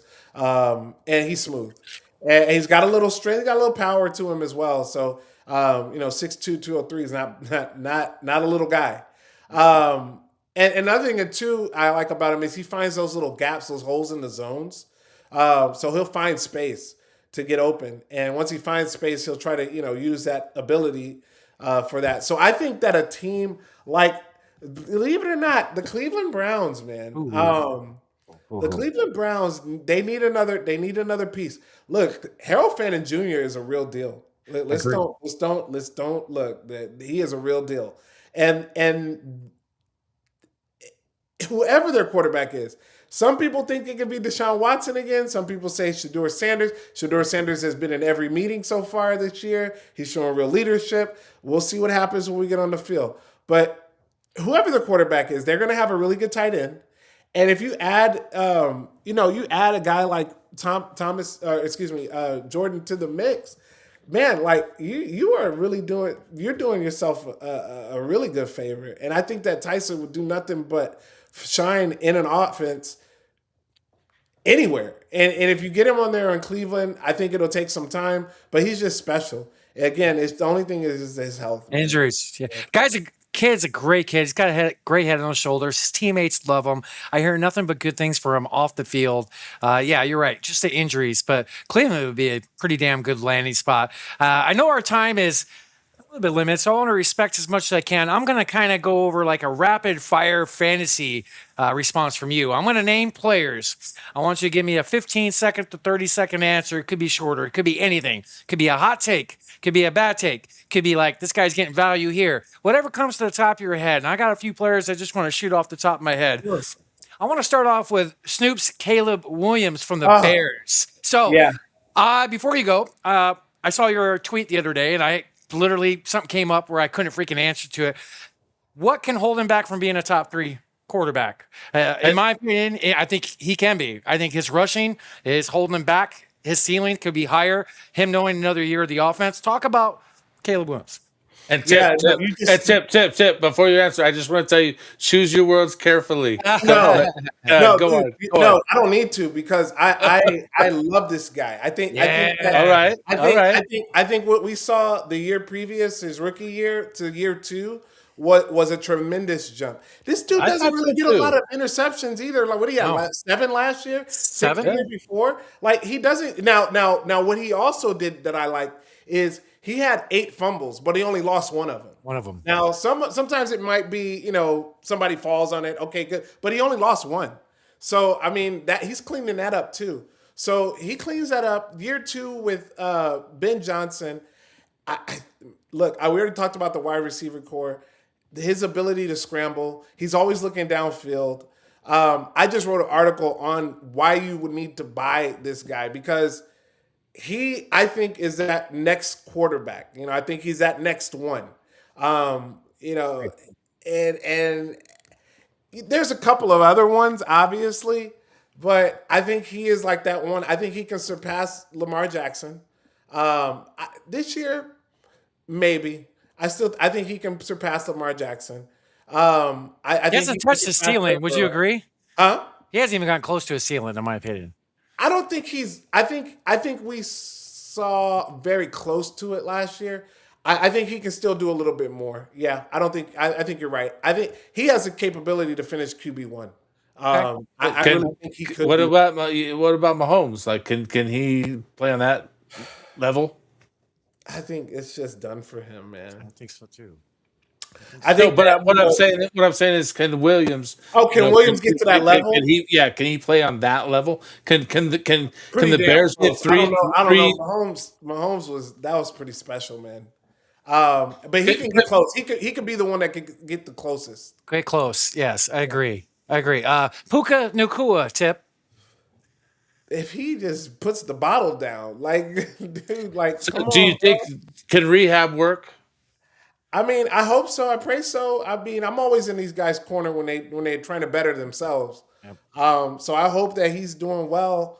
But man, him on the field, and him with Matthew Stafford, and him with Sean McVay, he's an easy 100+ catches, 1,400 yards. 10+ touchdowns, easy. Just write it in the book.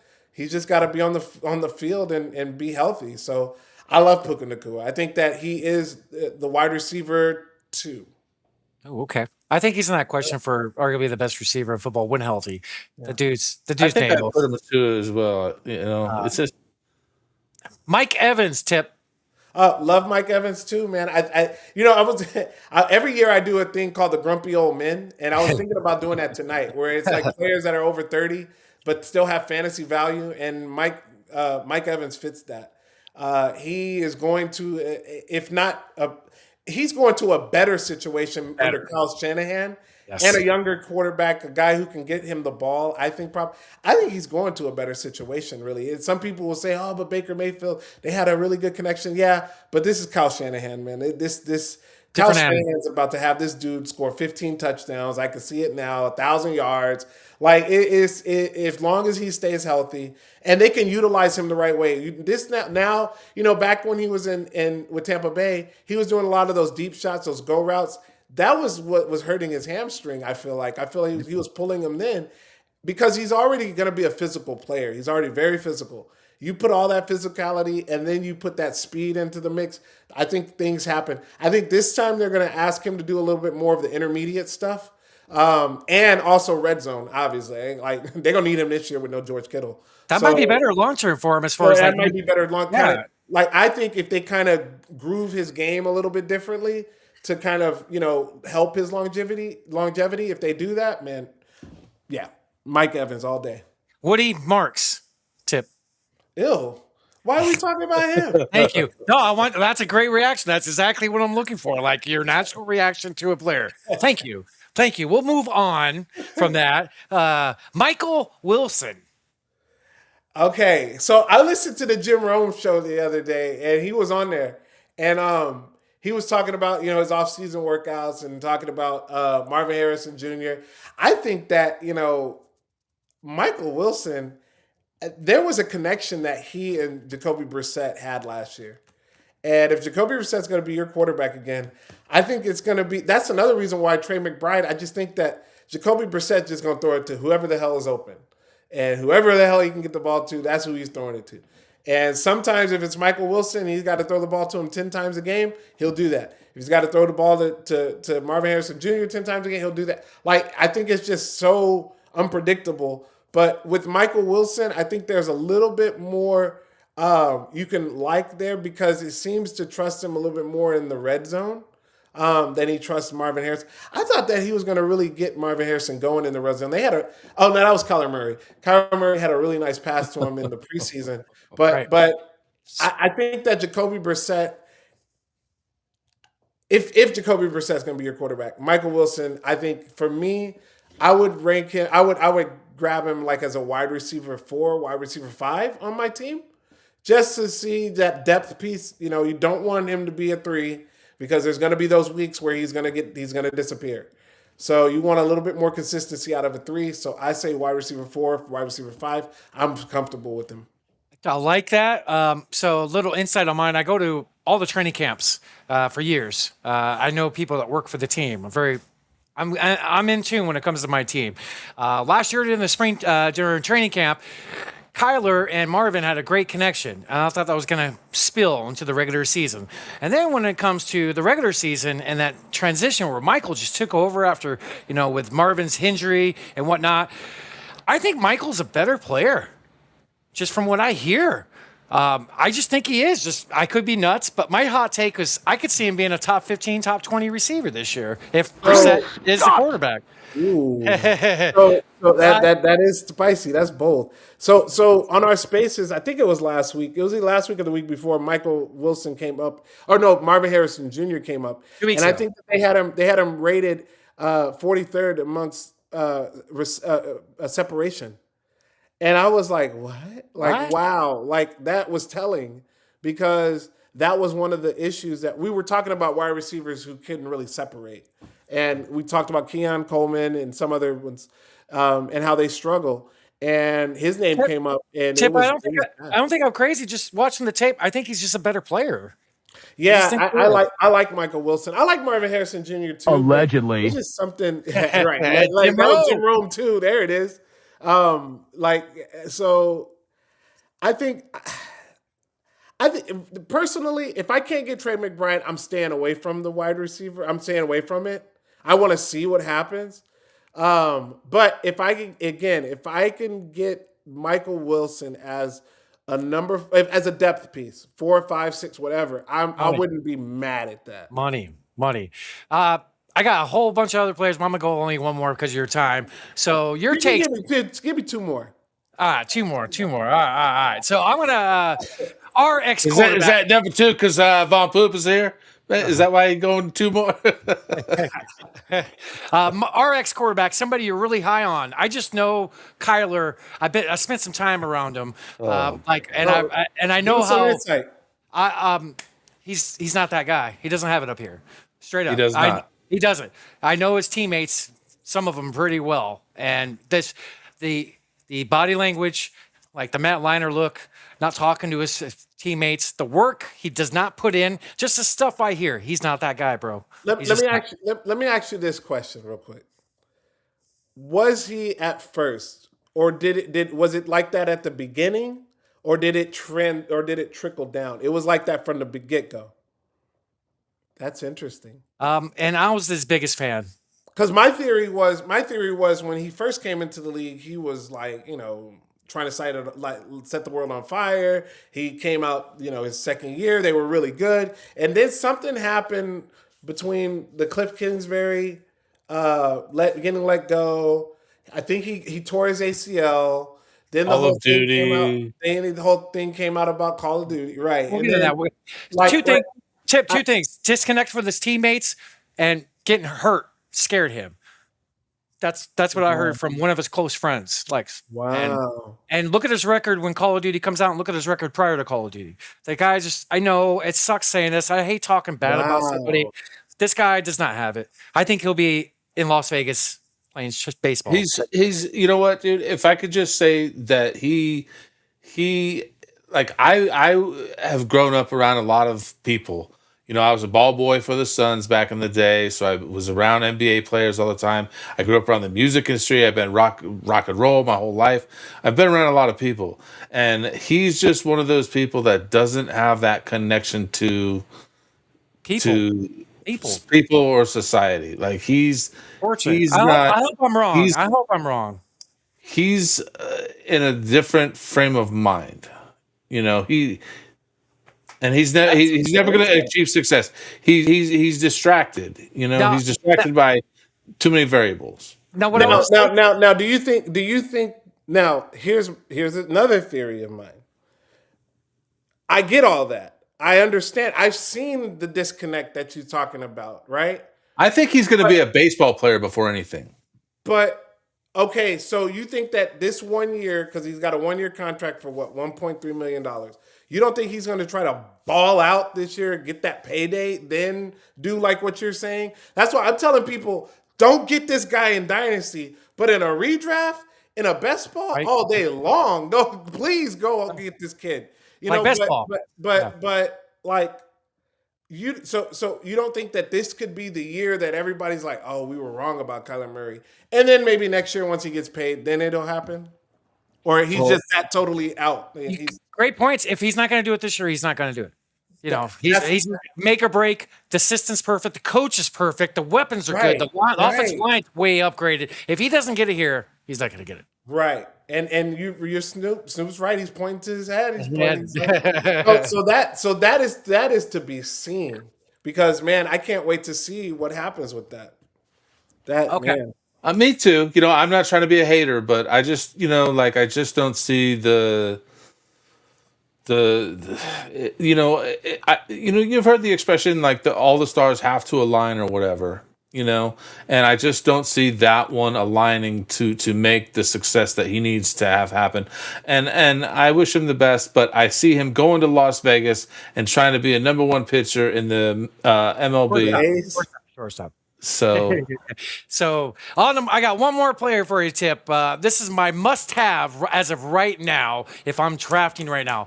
Parker Washington. Oh, look at you. Okay. So, Parker Washington is another player that he kind of falls in line with that Michael Wilson. Now, look, I don't know what the hell they're doing with Brian Thomas Jr. I think they're wasting his talent. Send the kid to Buffalo. Send the kid somewhere send him to Vegas. We will take him. We will take him, mold this kid. So Trevor Lawrence seems to like to use the middle of the field a lot. Parker Washington can do a lot of things in the open space. He can move. He's strong, and then he also provides return yards. So if you have a league where you can get some return yards, Definitely look at Parker Washington. I like him a lot this year. I like the fact that Travis Hunter, you don't have to worry about him. Yep. You're not gonna have to worry about he might come in as like a little pack, but it's not gonna be anything of fantasy relevance, please. So I like that fact. I do like Jacoby Myers too, though. So I like Jacoby Myers too, and Jacoby Myers and Trevor Lawrence showed a little connection, showed a good enough connection where they paid Jacoby Myers. They were like, we can't pass up on this. And I'm pretty sure Liam Cohen had all his hands on that. I can already think he had it. But and then you got Brenton Strange too. So he's got some weapons. And now the running back situations are going to be a little bit different. With Bashal Tutin now being what they think the number one, and Chris Rodriguez, and then you got LaQuinton Allen as well. So that's going to be that's going to be a timeshare situation, I think. But yeah, Parker Washington, he would be one of those guys I would utilize, for bye weeks, things like that. But wide receiver 4, 5, 6, I'm more comfortable with him. My thinking, just verify with me, it's Liam Cohen's second year, right, going to Jacksonville, right? Yeah. His second year with Chris Godwin, and Godwin and Parker kind of play a similar type of position. So that's what I'm thinking, and we saw the flashes of it towards the end of the year. Just somebody I love for what his discount is late in drafts, just somebody I'm definitely going to walk away with. So I appreciate your little scoops on the players, brother. Appreciate that a lot. It's fun to talk a little fantasy football with somebody that's in the loop. So I want to move on to the Fantasy Football Expo. Yeah. I got a little video I want to show with Tip Star in it from last summer. What? You remember this, Tip? Oh, yeah. That was fun. This was. So I want to show a little video. We got the Fantasy Football Expo coming up. Just real quick, 2 minutes.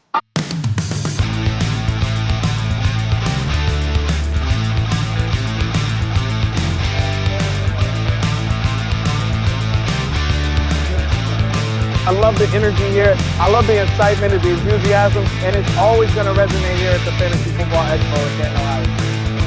We have the Pro Football Hall of Fame. We have all these venues. We have these amazing restaurants. So why not bring a Fantasy Football Expo to Canton? Every single piece of fantasy football is here, so there's no reason why you shouldn't come. It's fine.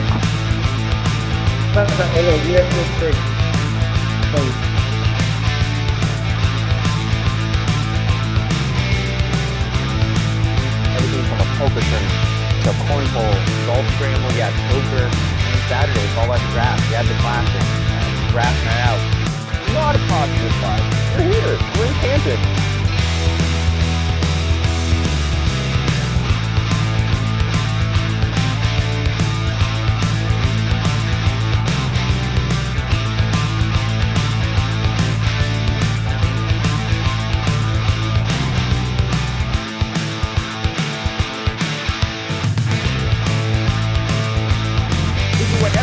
Come together, and then all the madness happens, all the prognostications, everything that we've been talking about, we're now about to see if it's really going to hit the field, and that's what we're here for. You got guys from Oklahoma, you got guys from Connecticut, people from Georgia, from all walks of life, and that's what the Expo has done. It gets a ticket to the Fantasy Football Buffet. I have only missed one Expo. I missed it because we were at the Olympics, and I kind of regret not having been here. This is Fantasy Football's greatest weekend. It obviously is. But the love, the camaraderie. This is Fantasy Football's greatest weekend. And that's why it's Fantasy Football's greatest weekend. It is Fantasy Football's greatest weekend. Fantasy Football's greatest weekend. Hell yeah. Yeah. So we got the Expo coming up this summer, July 24th through the 26th at Canton. I want you tell the folks at home why it's so great, how long you've been doing I mean, I pumped it earlier. I'll pump it again, dude, because it is great. It's a place where you saw Bob Harris there. You saw Andy Behrens. You saw Scott Fish, Michael F. Florio, like all these great content.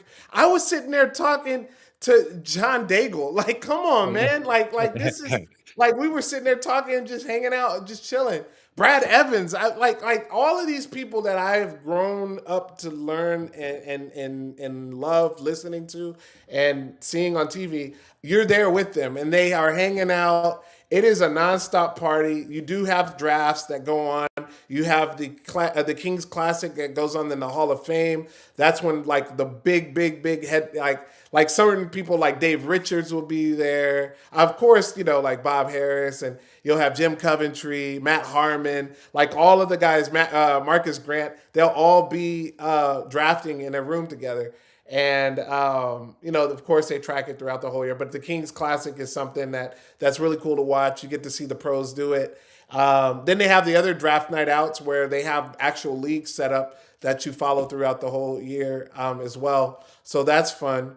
Parties nonstop. They got parties on Friday night, Saturday night, Sunday night. They got a party. I don't know if I'll be able to stay for the Sunday night party this year, but they got parties galore. It is just full of people who love one thing, and that's football, but also love helping each other out. And so it's just very unique. I came out of there the first time I went 2 years ago with so much love and so much support that I told myself I can only go forward. I can't stop. Like, this is just this type of dope is too good. Like, this is some good stuff.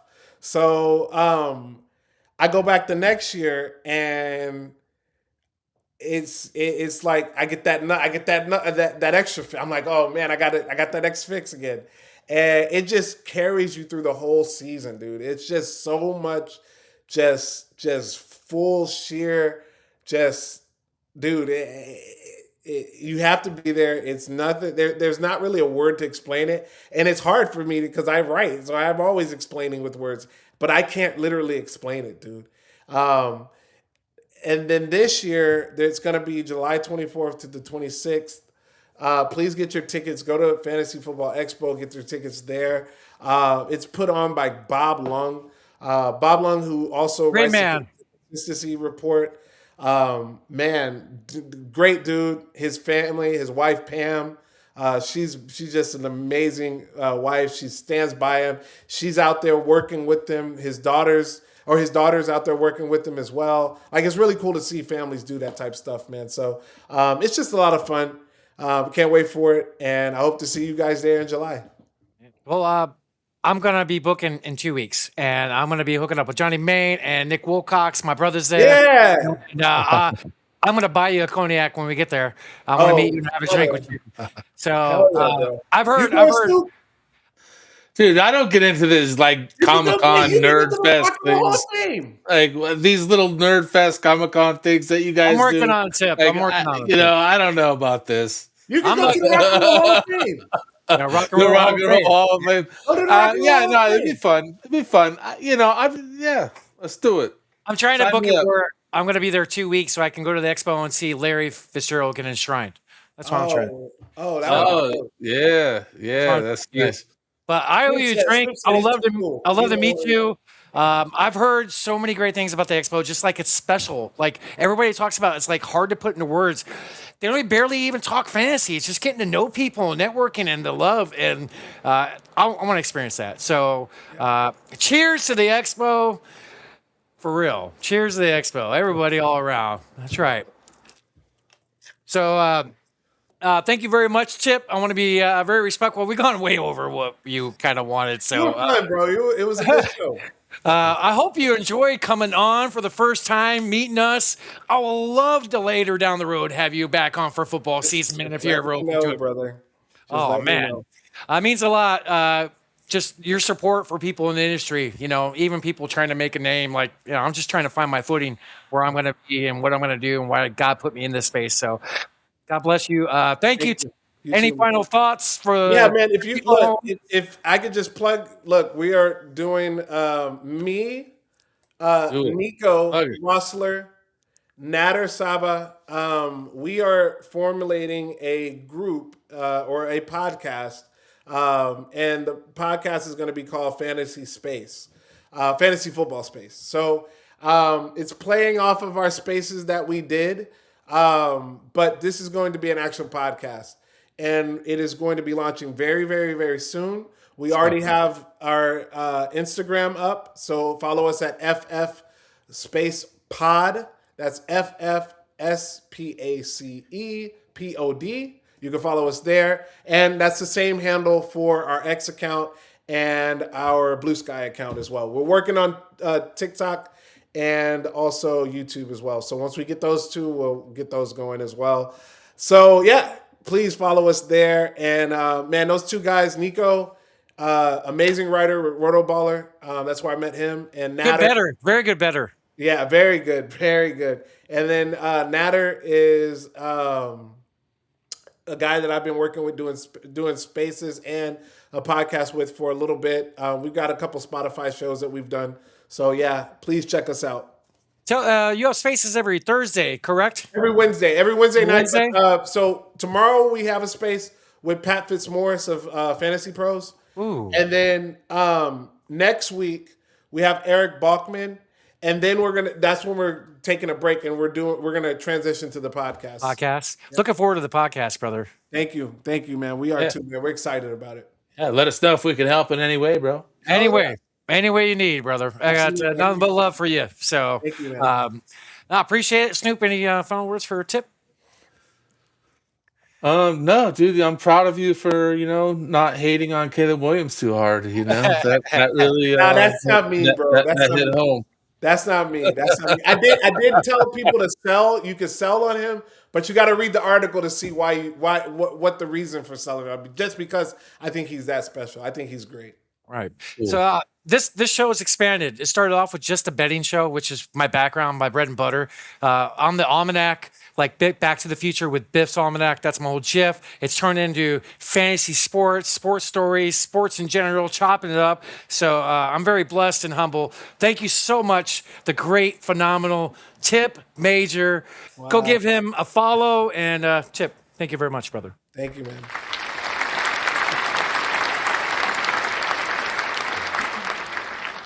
The show. Appreciate everybody tuning in. Back to the NFL draft coverage. Love you, everybody. Tipp, stay on for a minute.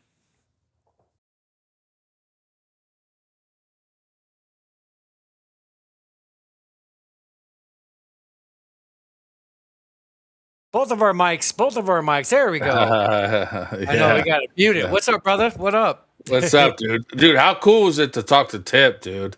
Like, he that guy knows his shit, dude. And I appreciate his perspective where he's not judgmental, Yeah, it was an absolute pleasure to talk to him. He's a great guy. Dude, he supports anybody in the fantasy industry, small time, big time. So I can appreciate it about him. He knows his stuff. And man, it was a blessing to have him on. I really enjoyed that interview, Snoop. Yeah, dude, it was amazing. Sometimes you have good conversations with people when you don't even expect it coming. Just like with Carter, like who's been a guest on our podcast several times. Like I just recorded a great podcast with him. You just never know where you're gonna find conversation. Yeah, you did record with him. We'll talk to him. We'll talk to you guys about it when he jumps on here shortly. Carter should be joining us. Woo hoo, woo woo. That's right. So we have a giveaway. People, repost the show. We have a football and some trading cards for our first ever giveaway here on The Pick Is In. So we got a few people that's reposted the show. So we'll be doing that later down the road in the show. Snoop, you want to go over some of the draft picks and name some of these players? And then when you get to Kansas City, there was a trade. You know what? I'll name as many as I can. I don't pay attention to this shit. Fernando Mendoza is the first pick in the draft, going to the Las Vegas Raiders. I mean, is this the difference maker for the Raiders? It's a stepping stone for sure, a huge one. This guy is going to be the man. He's got a great head on his shoulders. He can play. He's smart. Great. Tipp seems real high on him. So yeah, I gotta go with my boy Tipp. Yeah. So congratulations to the Raiders. They got their franchise quarterback. Hey, let's give some congratulations to the Arizona Cardinals too. I know you're real high on Jeremiah Love. So yeah, dude, I'll be honest with you. I wanted them to trade back to get more picks. Tennessee really wanted him, but hey, we got the best player in the draft. Dude, this guy he's a freak of nature, man. He's up there with like the Saquons and the Genties and the Bijan Robinsons. Like this guy's already in the top, 5 or 6 for running backs in most fantasy rankings before he even got drafted. So this guy, I just hope my team doesn't ruin his darn career. But awesome pick from the Cardinals. I'm pretty stoked about that. So cheers. I don't think we've ever done a cheers to the Cardinals. Like ever. Yeah, I don't even really want to cheers to that. No, I you will have do. for me. I mean, listen. I will do it just for you. I will give the cheers just for you. That's right. That's right. Cardinals did something good. Holy crap. Let's go. It's just not really. All right. Continue, Snoop. Next pick. So Cornell Tate, I believe, go right? through, yeah, Cornell Tate, but just go through all these picks here, because we got a lot of stuff to get into still. Yeah, I can. I'll go through them. So, like I said earlier, Cornell Tate went to the Titans. Edge rusher went to the Giants. That's a very good pick for the Giants. And then Kansas City made a trade. We have a couple trades already in the draft. They traded with Cleveland, and the Chiefs got pick number 6. The Browns got pick 9, 74, and 148. So the Chiefs moved on up. So they need help on defense for sure. Excuse me. Delane went. That's the guy they want. Now, the next guy that went for Washington, this is a great pick. Sonny Styles, in my opinion, was the second best player in the draft. So great pick for Washington. They got a stud. We've already seen, I think, 4 Ohio State players drafted, which is freaking nuts, but they always produce pros and studs. My man, Jordan Tyson from ASU, went to the Saints. So as Tip was talking about, they were looking for a receiver. We talked about the other running back, the other wide receivers and Lemon and Tate going there, and end up being Tyson going there. So that's a really good draft pick there. That's going to really help that offense as well. The Browns, with that trading back, they picked up an offensive lineman from Utah, Spencer Fano. And then the Giants, this is via Cincinnati. They traded Dexter Lawrence a couple days ago to Cincinnati for the 10th pick. So Lawrence signed a 1-year extension as well. Big money, 1 year, $28 million extension. That's an awful lot of money. So, for trading away the 10th pick, they got Dexter Lawrence. So good job for the Giants, actually. Really good job for the Giants. Cowboys went with Caleb Downs, Proctor from Alabama. Now, here's a shocker, man. Ty Simpson, who was linked to the Cardinals this whole time, went to the Rams, and the Rams, I don't remember them even being discussed with this guy. So here's a backup for Stafford after Stafford is done. So let me refresh them here. Let me see if we got anything more. Let's see if we got the Ravens going. Let's see. Ravens went guard. So good for our homie John. They need some offensive line help. And then Reuben Bain went to Tampa. This is one of the best pass rushers in the draft. So that's actually a pretty darn good drafting of a rookie right there. The badass tight end, the best tight end in all the draft, went to the Jets. So good for the Jets. Lions got an offensive tackle. They need a lot of help on that line. The Vikings went defensive tackle and Caleb Banks. And it looks like the Carolina Panthers are on the clock as well. And then just to, I think the other trade that we had, and I'll go over the details of that. Let me get that here. So it was the Cowboys and Dolphins that made a trade. The Cowboys got pick 11. The Dolphins get pick 12. So they just flopped one spot, but they got 177 and 180. So they got 2 back end picks just for moving down one spot. So that's what we got for the draft, Snoop. Snoop, we still got your Bears coming up at pick number 25. And then with Carter coming on shortly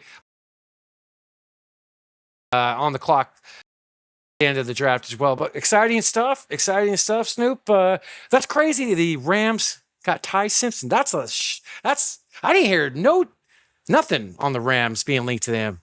So what do you think so far, Snoop? It is weird, wild stuff. I don't pay attention too much to these things. I just try to keep it neutral and try to not speculate too much. So, but I'm excited to see what happens today. The Bears are still coming up. We have I think the 25th pick, something like that. Yeah, and all of Mason's players that he mock drafted, Snoop, are still available. So you guys could be getting a good player. Sorry to cut you off, brother. No, you're good. You're good. I'm just pulling them still up here. But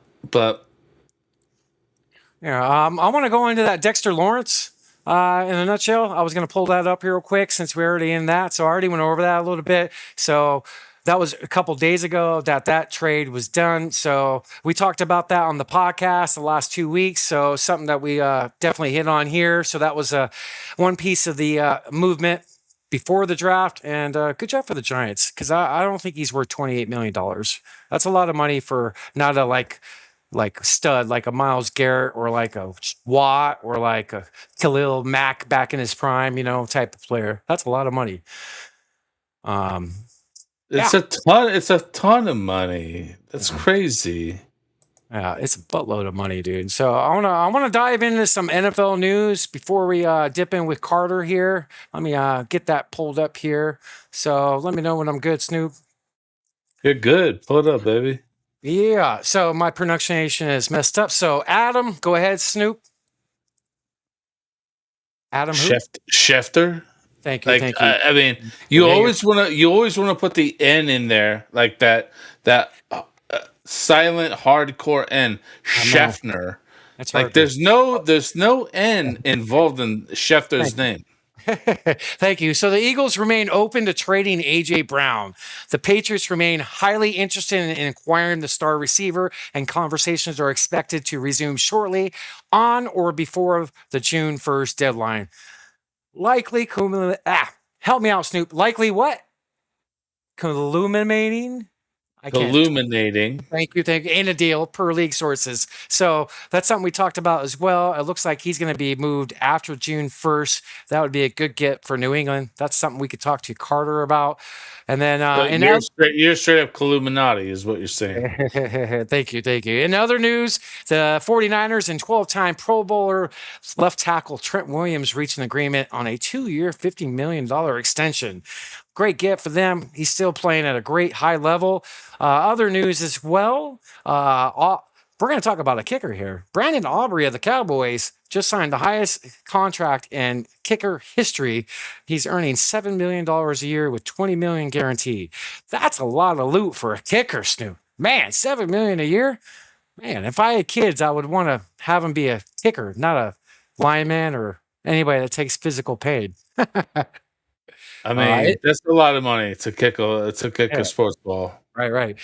Other news as well. AlecPierce of the Colts underwent surgery after playing through nagging ankle injuries much of last season and will be sidelined during off-season workouts, per GM Chris Ballard said on Monday. So he's a player that tore it up last year. He got big money in the offseason as well. And then in other news as well, the verbiage is really testing me today. Madu Bukis from the Ravens. He's placed on injury reserved. He's one of the best defensive tackles for sacks. He, I believe, it says it right here. Since 2023, he leads the league in defensive tackle sacks. So that's a good player going on IR. So that's some other news. And then another piece of news for our boy Johnny Main out in Pittsburgh Steelerland. Former coach MIkeTomlin has reached an agreement to join NBC as their top studio analyst for pre-games for Football Night in America. So he will not be coaching. He will be on TV, folks. So something I think that Johnny Main actually talked about as well. And then you got anything for NFL, Snoop? Anything else you want to talk about? I got one other Not thing. much, man. Yeah, dude, go into it, man. Because then we'll just focus on the draft. But what you got, baby? Yeah, so I want to talk about the NFL Hall of Fame for the class of 2026 here in Canton, 2 weeks after the Fantasy Football Expo. This is a great class with these 5 players right here. These are great players. Drew Brees, Roger Craig, who is one of my favorite players growing up, like a Larry Sanders type. The great Larry Fitzgerald.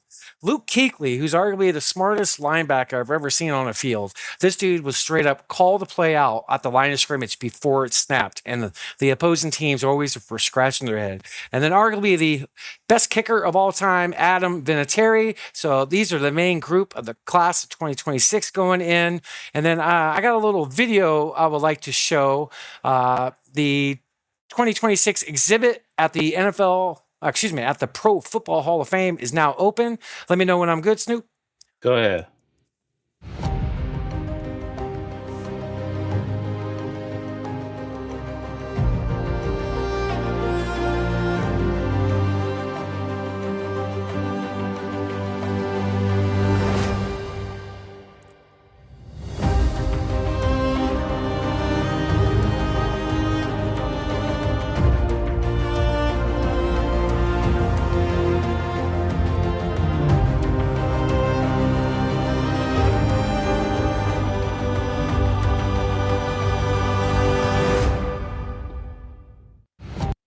Pretty dope. Pretty dope. Dude, Go ahead. Go ahead. It's dope. It's dope. It's dope. Yeah, those players are fucking badass, dude. Like, I hope to get there this summer. But talk about, you have any memories of those few players? Do you remember Roger Craig back in the day? Dude, yes, Roger Craig was like a staple. Like if you grew up in the 1980s and 90s, like Roger Craig was a staple. You know, like that was a running back that you used to look up to. You know, it was a lot of fun. It was a lot of fun back then. Yeah. And you know, I remember like as a kid, I would read these like autobiography books about Bo Jackson and like the 80s 49ers. You know, like they would all just kind of tie together. Like it was such an exciting time, you know, for the game, you know? Yeah, it was. So shout out to Roger Craig, man. Yeah, straight up, dude. He's a player I loved when I was growing up, dude. The Bill Walsh offense back in the day with the Niners, you know, that offense was loaded. You know, Jerry Dude, Rice. you know what though? Dude, I gotta fucking throw another shout out to a Hall of Famer from the Cardinals, dude. Listen, look at this guy. Let's go. It's beautiful. Great human being, Snoop. I met him 7 times, brother. He's a great human being. Very nice, humble. That's beautiful, man. He's probably our best player in our franchise history, and probably a better man, better person. Is he the best player in Cardinal franchise history? Yeah. I think so. You know me, I'm a little biased, but you know, nationally I think he's the second best receiver of all time behind Jerry Rice. Other people say, you know, like Moss, some other players, you know, if we talked about this a while ago, those 5 years of those 23 quarterbacks he had of no names.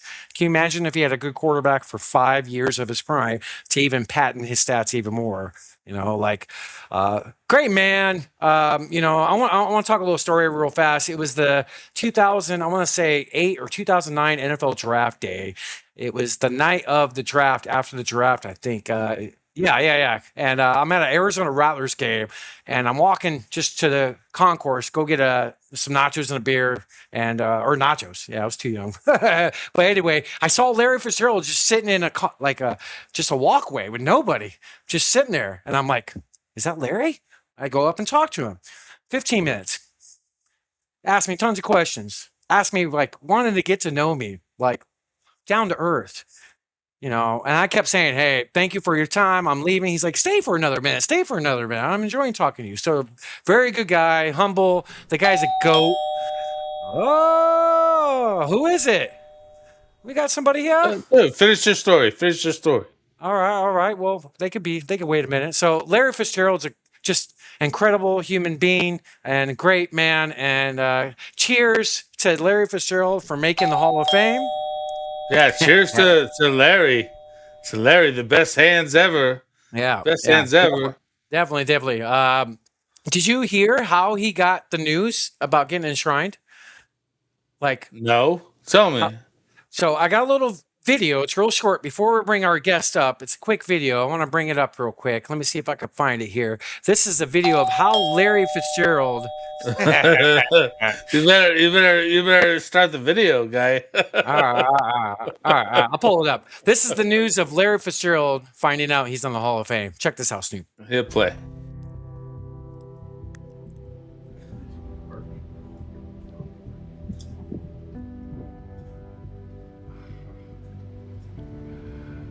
Oh, man. You know, you couldn't have asked for a better person to deliver a message, especially with our history. What he's done to help elevate me, you know, what he's done to help mentor me. You know, these are moments that I could never repay him for the sacrifices that he made for me, the time that he gave me. You know, just think about the person you grew up, you know, idolizing, but actually made time for you, made you feel seen, gave you clothes, gave you inspiration.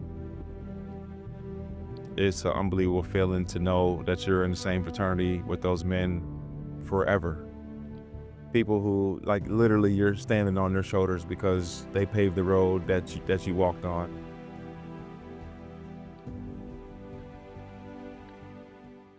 So in a nutshell,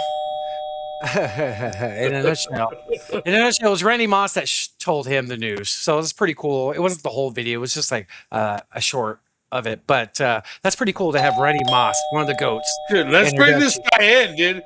He's getting aggressive. Dude, this guy, he keeps ringing the doorbell. Let's bring him in. What's up, I'm not ringing the doorbell. What are you talking about? Why are you being so aggressive? Larry Fitzgerald. I'm like, oh my goodness, I gotta get on with it too. What's up, gentlemen? How are you? The great Carter Kahn. Welcome to the Pick Is In, brother. Round of applause for our morning, boy. Salutations and all that. I got to get the right cup. Oh, Let's I don't go. have the right cup tonight. My bad. Well, you got the right one. This is the other one. No, I got this one tonight. Cheers. Cheers. What's up, Carter? How are you? How's life? And how's the good, man? It's good. It's my Bruins just lost, so I'm a little about to throw things, but I'm all right, man. I can control my anger in my old age, but yeah, I'm not too happy with the Bruins at home, blowing a lead, you know, but that's all good. Is what it is. That's why I'm not into the Bruins so much. Do they have a great season? No, they didn't. I mean, honestly, they're exactly where we all thought they'd be, right? Squeezing in, fighting for a playoff spot. They got in, and you know now they're playing a better team, and it shows, man. They're being out muscled. They're being out, shot. They're just, it's out physicaled for sure. They look a little scared, but. So you've been entered in our giveaway, Carter, for reposting the show. So Snoop, tell Carter and all the people at home why they should repost the stream. Because you could win some stuff. Yeah, I like that. That is marketing right there. That is Snoop. That is on. You can right? Dude, so we're giving away some sports cards. We're giving away some footballs, dude. Yeah, that's awesome, all kinds of philanthropy going on tonight. Say that again. Have you been in your cups? All kinds of philanthropy going on tonight. I got some philanthropies. Yeah, for the first time ever, we're giving something away on our show. The football is pretty badass. And trading cards, there's a chance you can get an autographed trading card. So why not repost the stream? Yeah, everybody at home, sure. repost. You know, well, I appreciate you guys having me on, and you got giveaways, man. This is like a twofer.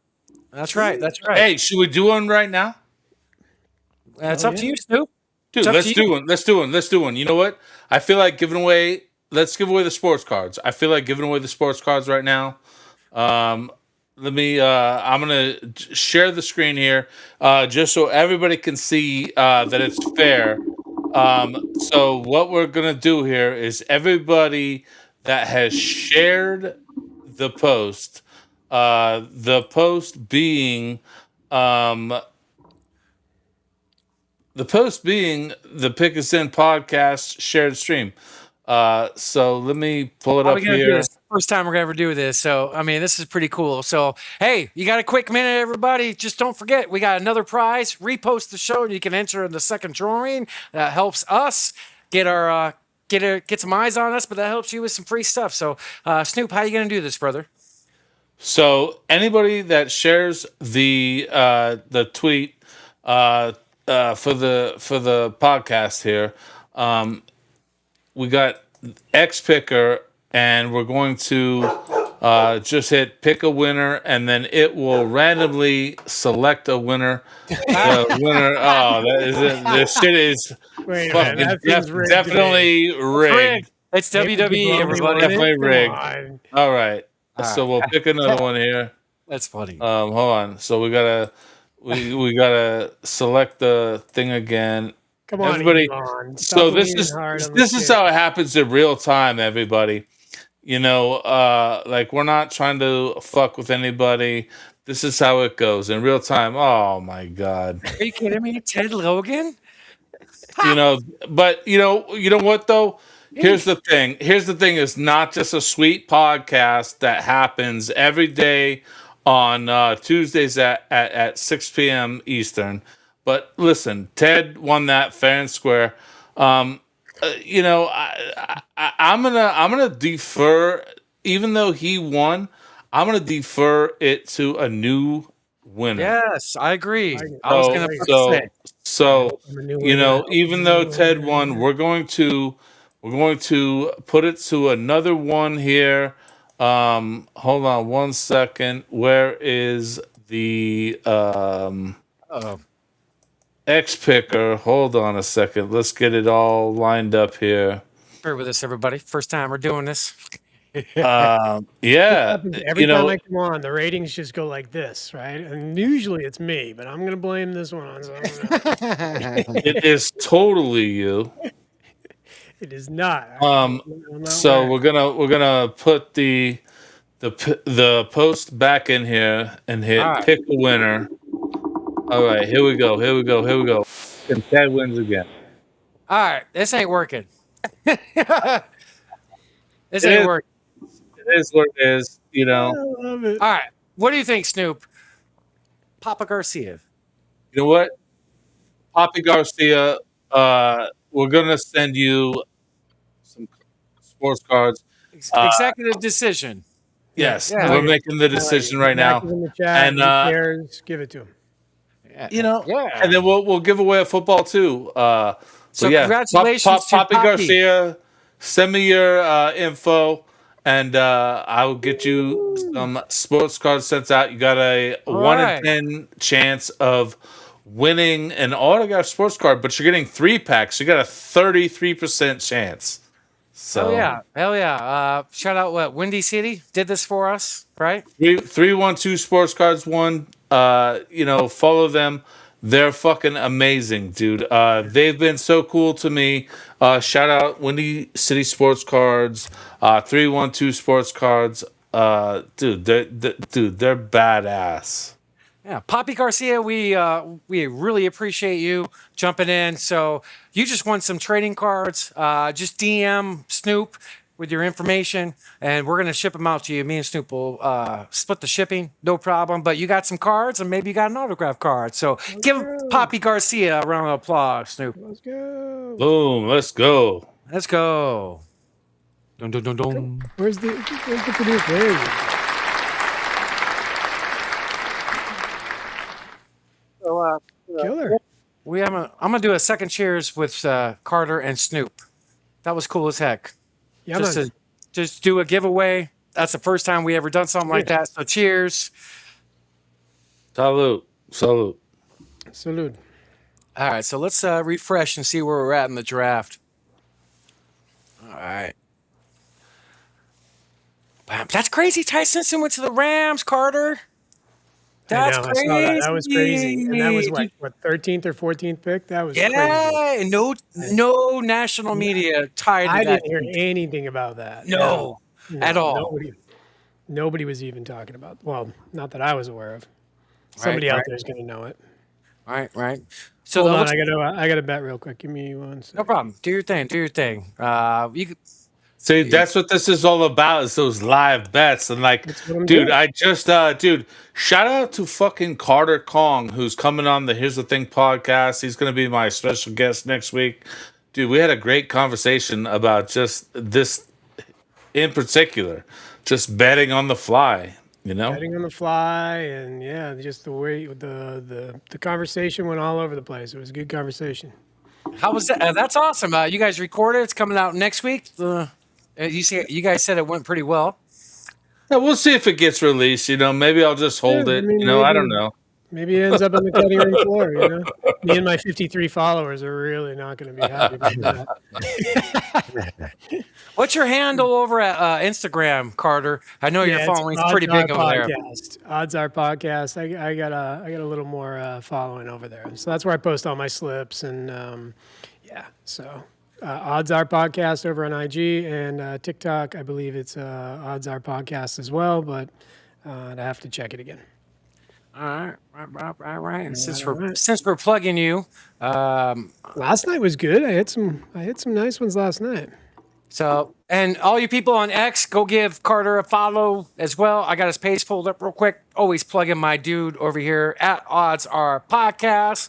And like he said, go follow him on his other platforms. That's where he shares his bet slips. But I want to say, you've been posting a lot more lately, and you've been hot, brother. You've been hot, so I always want to plug you. So give my boy a follow over there. And then you made a video, I noticed this week. I made a video? Was it this week or last week that you made one? I don't know. I might have. Oh yeah, I did make a video. That was that was me. I get stuff up. I get pissed about stuff, right? I get red ass about stuff. So I forget what I was red ass about in that moment. But I had to go outside and detox a little bit, you know. I'm totally understand. It's good to see you posting a little bit more, brother. I'm gonna share this real quick if you're cool with it. You mind if I share this real quick? Go ahead. Talking to the boss over there. Yeah, I got you. Go ahead, share, baby. All right, so that was last night, man. So that was a nice night, right? Woo-hoo. So yeah, so we put about 700 plus in the kitty, and then we netted out. I forget what it is at the bottom there. 700. Oh, okay. So you're building your bankroll. So okay. 480, yeah. So yeah, we're squeezing up there. We've had 4 losing days all month. One by 40 cents, one by $40, another by $3. So yeah, you know, it's I share my P&L, which I think a lot of people just don't do, and I think that's what you got to do in this space. You know, there's no BS. It's all transparency.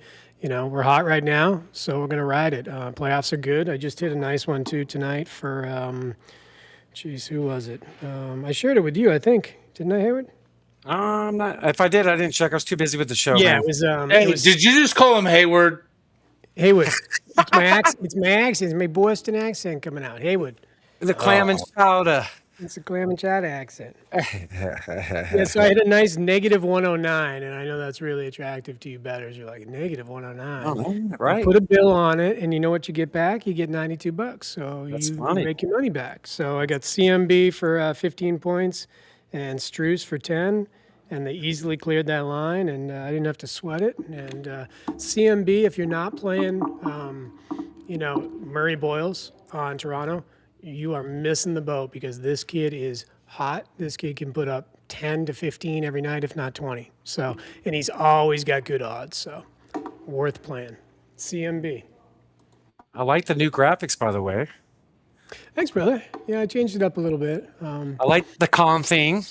Yeah, kind of, it is what it is. You got to beat your chest, and you got to be proud of it. I see a lot of, people that just, hit a few here and there, and that's nice. But yeah, I'm on a run, so I'm gonna edit a clip just for you, and it's gonna start off with Denzel Washington. I love it, man. Yeah, That's one of my favorite movies.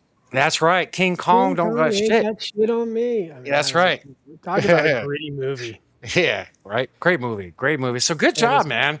Great job for you last time. And folks, it's not like he's posting his slips on X. He does every now and then, but what he's giving you on this podcast is the information to make your own bets and judge them and give you the tools you need to win. And that's what he's been doing. I'm not sure how much you do your bets over at Instagram, Carter, like show your bets list. But I know you've done a few over on Twitter, but you have given back the knowledge on this podcast just by like what you do. Not exactly like you're not here to have somebody ride your bets, have a Discord, pay you. Just take the tools that you're contributing. And I want to say thank you. Yeah, man, I appreciate that. Yeah, I did do that for a little while. It's like I was trying to run a service, but it just stressed me out. And, I have accountability to people that were paying. And, a lot of people don't, but I did. And it just drove me crazy. And it also influenced the way that I was looking at the game, because I wasn't looking at the game like the way I am. Sometimes I have 12 bets or 15 bets a night, right? And if I clear 5 of those at the right, the right odds, I'm going to make money. And so if I'm posting 3 or 4 of them, and I was doing this on Twitter for a little while, right? And then Discords and stuff, and I was posting them and they weren't hitting. But the other ones that I wasn't posting, of course, are hitting. So, and I see that dichotomy happening inside the betting industry. And people get really upset when you're not posting your winning your slips, right? All your slips. So nobody's going to ride and tail 12 to 15 bets a night. That's ridiculous, right? But that's the way we bet, because we're betting negative 150s to positive 250s.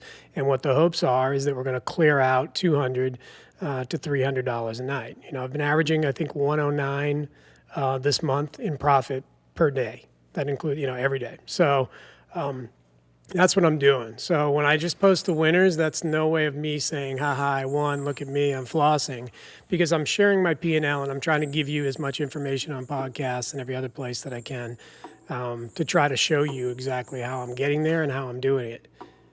And the ladies are starting this weekend. Ooh, your bread and butter, baby. Get to bet on the ladies. Now we make the money. This is what I'm talking about, Carter. When I tell you that you made your living on the backs of women, this is what I'm talking about. Yeah, you said that on the podcast, man. I had to laugh. That is funny. My wife's with an ear disease, so be careful with that one. But yeah, the WNBA starts this weekend, and that is a live betting profit for sure. Now you've been doing great. Like I said, the graphics are great. Didn't you have like a April report graphic that you did as well that you sent me? I did. So, I think you were on almost every episode in April. So if you could find that, I think you were 3 out of 4. 3 out of 4, right? Yeah. I think so. No, 2 out of 4. 2 out of 4. 2 out of 4. That's right. In March, you're on pretty more consistent. But yeah, if you could find that and show the people at home, the times that you've been on this show. Folks, all you people out there, all 1,900 people that's watching, if you want to win some prizes, we got a football to give away. Go ahead and repost the show. That helps us. Do it. Do it. Just make like Nike. Just do it. So repost the show, everybody. We appreciate all the support, but you can win a badass freaking football that me and Snoop are sending you. So we're going to do another giveaway here in a little bit. Okay, I found it. Yeah, I found it. All right, you found it? Okay, cool. I did. Do you want me to share it? Yeah. You think people are interested in this? I'll totally geek out on this shit. You know me. Geek out on it. We have you on consistently, and we're proving that you are great at what you do, and you're one of the best. And not to gloat you, but dude, show it. Dude, you're one of the best geeks ever. I'm going to take that to the bank, because geeks make money. So yeah, I'm sharing this right now. It's a little small, and I don't know if you can see it, but this was up until the 19th. So this is my actual P&L. This is I only play bets on FanDuel. That's the only place I bet. So this is consolidated. So what you're kind of looking at is the amount of bets that I'm placing over that time period. You're looking at the amount of hits. Now, an amateur will go, well, that's only whatever that is, 38% hit rate or whatever. Well, that's not how we do it, because live betting gives you a little more leeway, because in live betting, you're able to find your odds, right? In pregame betting, the odds are really locked in. They don't move. I play only player props, so that's a really important aspect of this, right? So let's say Barnes for 20 points pregame is locked in at like negative 210. Well, during the game, you can find him at 20 points and the odds are moving around, and you can package those odds with other dudes that you're looking for. So you can get the number you want. You're not locked in. And I think a lot of people look at pregame betting and they go, oh man, it's so hard to live bet because everything's moving and I just want to set it and forget it. Well, that sets you up for failure, because if this was reversed, if these were pregame bets and you bet 201 bets, right? And you lost 31 of them. You know, you wouldn't have a lot of profit. So when you're live betting, you get much better odds, and you're able to find the value. So 70 winning tickets. I had 3 losing days in all. My best day, I hit 5 of 8 bets. Anything that's really this lime green, those are winning tickets. These are the total bets. And this number up here is the profit on the day. That's full profit out. So, you know, first day of the month is a losing day, $5. 155, 84, 150. And so this is the amount of bets I did. So this was a big day towards the end of the season, right? So I had 14 bets out and I hit 6. So I find it, you know, I find a lot of people go, man, I've gone 4 or 5 days or 4 or 5 weeks without hitting a bet. And I'm thinking to myself, that's just crazy because you're pregame betting. You're not live betting. And if you're live betting, I mean, there's not a day that I didn't hit a bet. Well, actually there was. So on the 16th, I went 0 for 6. So one day I didn't hit a bet. Every other day I've hit at least, so this day I hit 8, 4, 3, 0, 5, 3, 1, 2, 4, 4, 2, 7. So you get the picture. Live betting gives you a lot more cushion, a lot more leeway. You can find your odds and you can play the volume aspect. And again, some of these are $25, right? Some of them are low dollars. But if I feel really good about something, yeah, I'll pop a nice big one on there. That's what I do, man. I just look for, it's like day trading for stocks or futures. I'm just doing it in real time on FanDuel, and I'm using the Real app. Shout out to John over there at Real. They don't pay me yet. They should be paying me, by the way. Should be paying you guys. Yeah, John, what's that? How do you pronounce his last name? Carter? I don't know. It starts with an A. That guy is brilliant. Yeah, he is. He's brilliant as heck. He's a humble dude. I've been around a lot of like techie dudes. Like this guy seems very humble, very into his craft, betterment of the product. I really like it. If you don't mind me sharing this, I remember you telling me a year and a half ago that you had a conversation with him. Yeah, we were chatting a little bit, on DM. Yeah, that's when I was running Evie, and you know, I was really geeking out on my algorithm and predicting, you know, the futures markets on home runs and hits and bases and things like that. And let's reach out to him. Let's get him on here. That would be amazing. That would be amazing. I hope he'd be open to it. We got a lot of love for him. I mean, he knows who you are. You talk to him. And when I messaged him before, I mentioned you. He's like, yeah, I know who that is. Supporter of mine. So that'd be badass. So all you people at home, follow the Real app. That gives you the insight on live betting. Like, it's up to date. I mean, how many times we have to stress this, but it's an important tool. It's right there. Carter's showing it. The Real app, it will give you the edge on things with live betting. Everything's real live data given to you exactly when the game is going on, not delayed. Like, it's their great API, their data feed is it's lightning fast. In fact, I was watching Amazon today, and you know, again, Amazon doesn't have the delay that network has, right? So Real is always ahead of network, but today it was like Real hits. Then Amazon was hitting. It was hitting in real time. So their API feed's really hot. I know they just went through an update on the Major League Baseball side where you can not just see pitch location and speed and everything, but you're actually seeing the arc of the pitch. Like, it's That's pretty new. impressive. Yeah, it's pretty impressive stuff. So we got the Bears on the clock, Snoop. I want to go through some of the last picks since then. So the Bears are about to make their selection. Last pick we talked about was Caleb Banks, the D tackle going to Minnesota. Looks like the Panthers got the Georgia tackle, Monroe Freeling. And dude, this is a great draft pick. The freaking Eagles drafted MIkeTomlin, one of the best receivers in the draft. Wow. Wow. The Eagles GM is arguably the best in sports. Just throw that out there. He's awesome. He is awesome. Nice. The offensive tackle from ASU. He's a freaking stud. Went to Pittsburgh, so Steelers are doing pretty good. And it looks like the Chargers got an edge rusher as well, and so did the Cowboys. And, Casey Concepcion, the receiver from Texas A&M, went to the Browns. He's one of my guys that I had my eye on. So the Bears are on the clock, Snoop. All right. All right. Let's see what happens here, Snoop. Let's see what happens. Let's see what your Bears do. Who did your guest? I forget his name. Your Chicago guy. What was his prediction for the Bears? Falk. Okay. Falk, Yeah. the guy from what? Auburn, I believe. Let's see what they and he's do. still there. So we'll see what happens. So exciting times. Exciting times. I'm still shocked about that Simpson. That's crazy.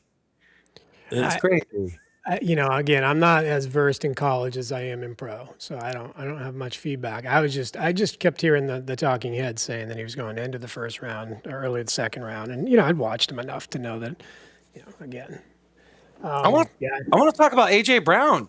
Did you hear the reports? He sounds like after June 1st, there might be a deal in place between your team. Well, if the Patriots can get out of their own way and Vrabel can stop, dipping his wick, I think that we will be, be able to get things back on track. But yeah, I would love to see him over there. I know he has a relationship with Vrabel.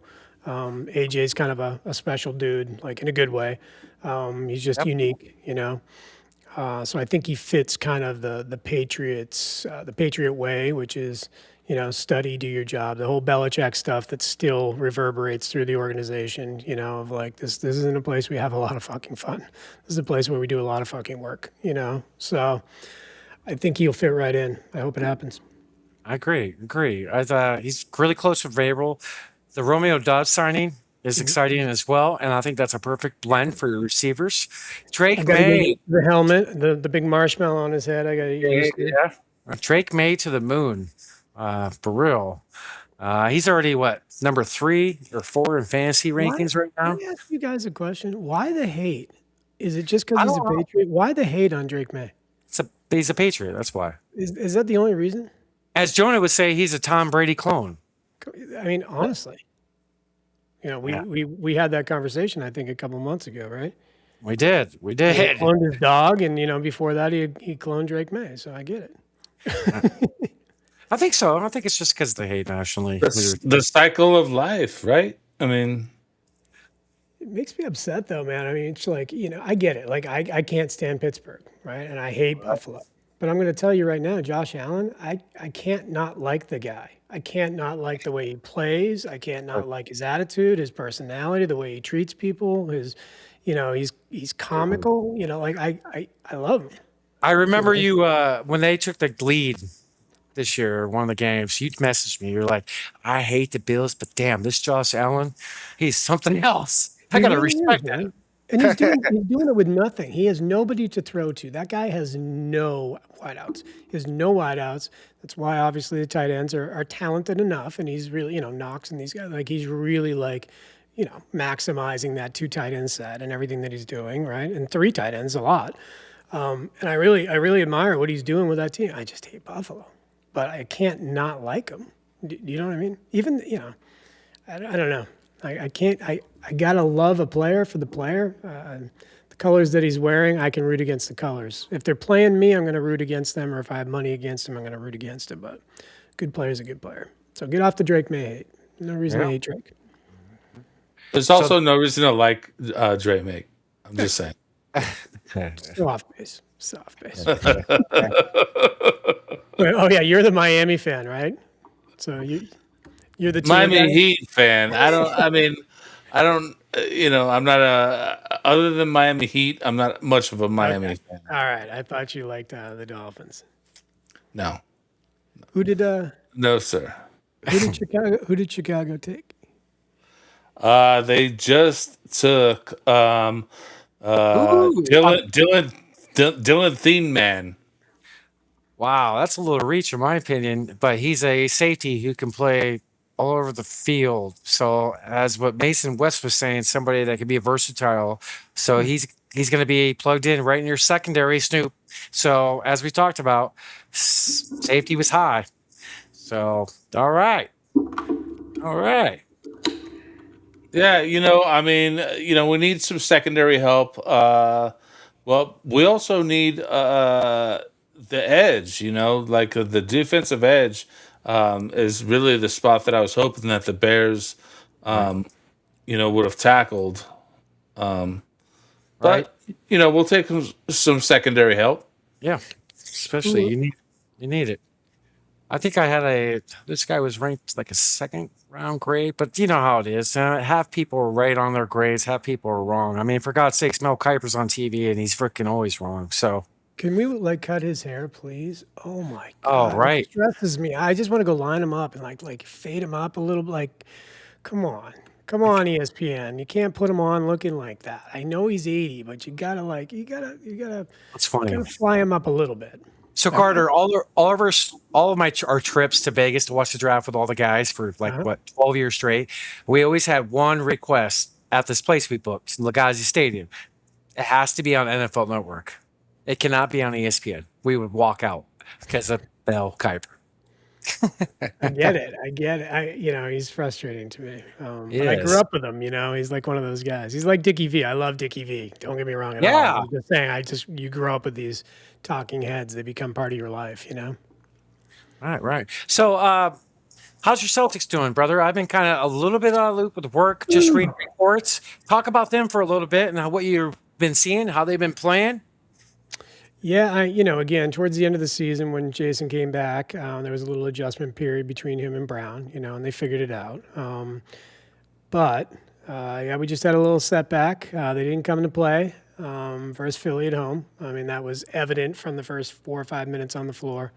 I'm just going to chalk that up as one of these, these brain farts that they had. But, I like to look at the team. I really am a Boston homer through and through. So I'm also that guy that knows it can go off the rails very quickly, So I'm just going to hope that's just one step back, But I like the team.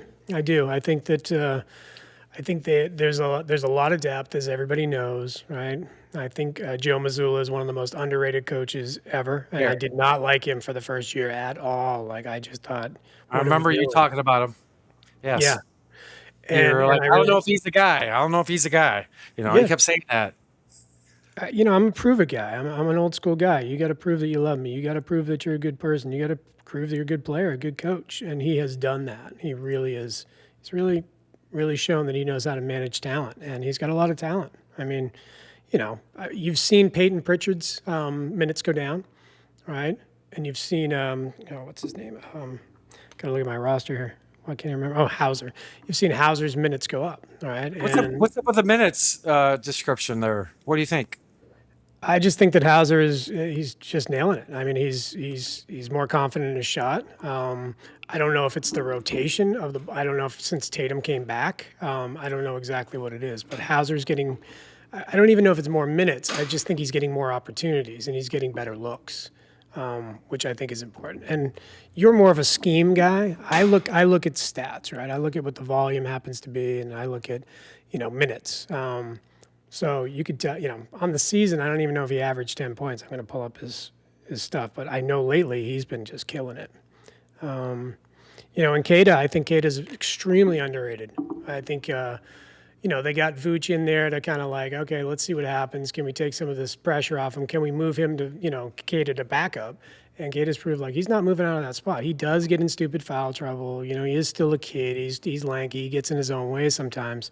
But yeah, he's definitely the rim protector they need. That's the guy they've been looking for since. What was the dude they dealt over to Portland a long time ago? I'm having a brain fart. He still plays. Anthony Simons? No, the center, dreads, headband. Oh, Robert Williams. Yeah, Robert Williams. So they thought Robert Williams is going to be this guy. I think Kate is that guy. So, yeah, I'm encouraged, man. I think they can take the East for sure.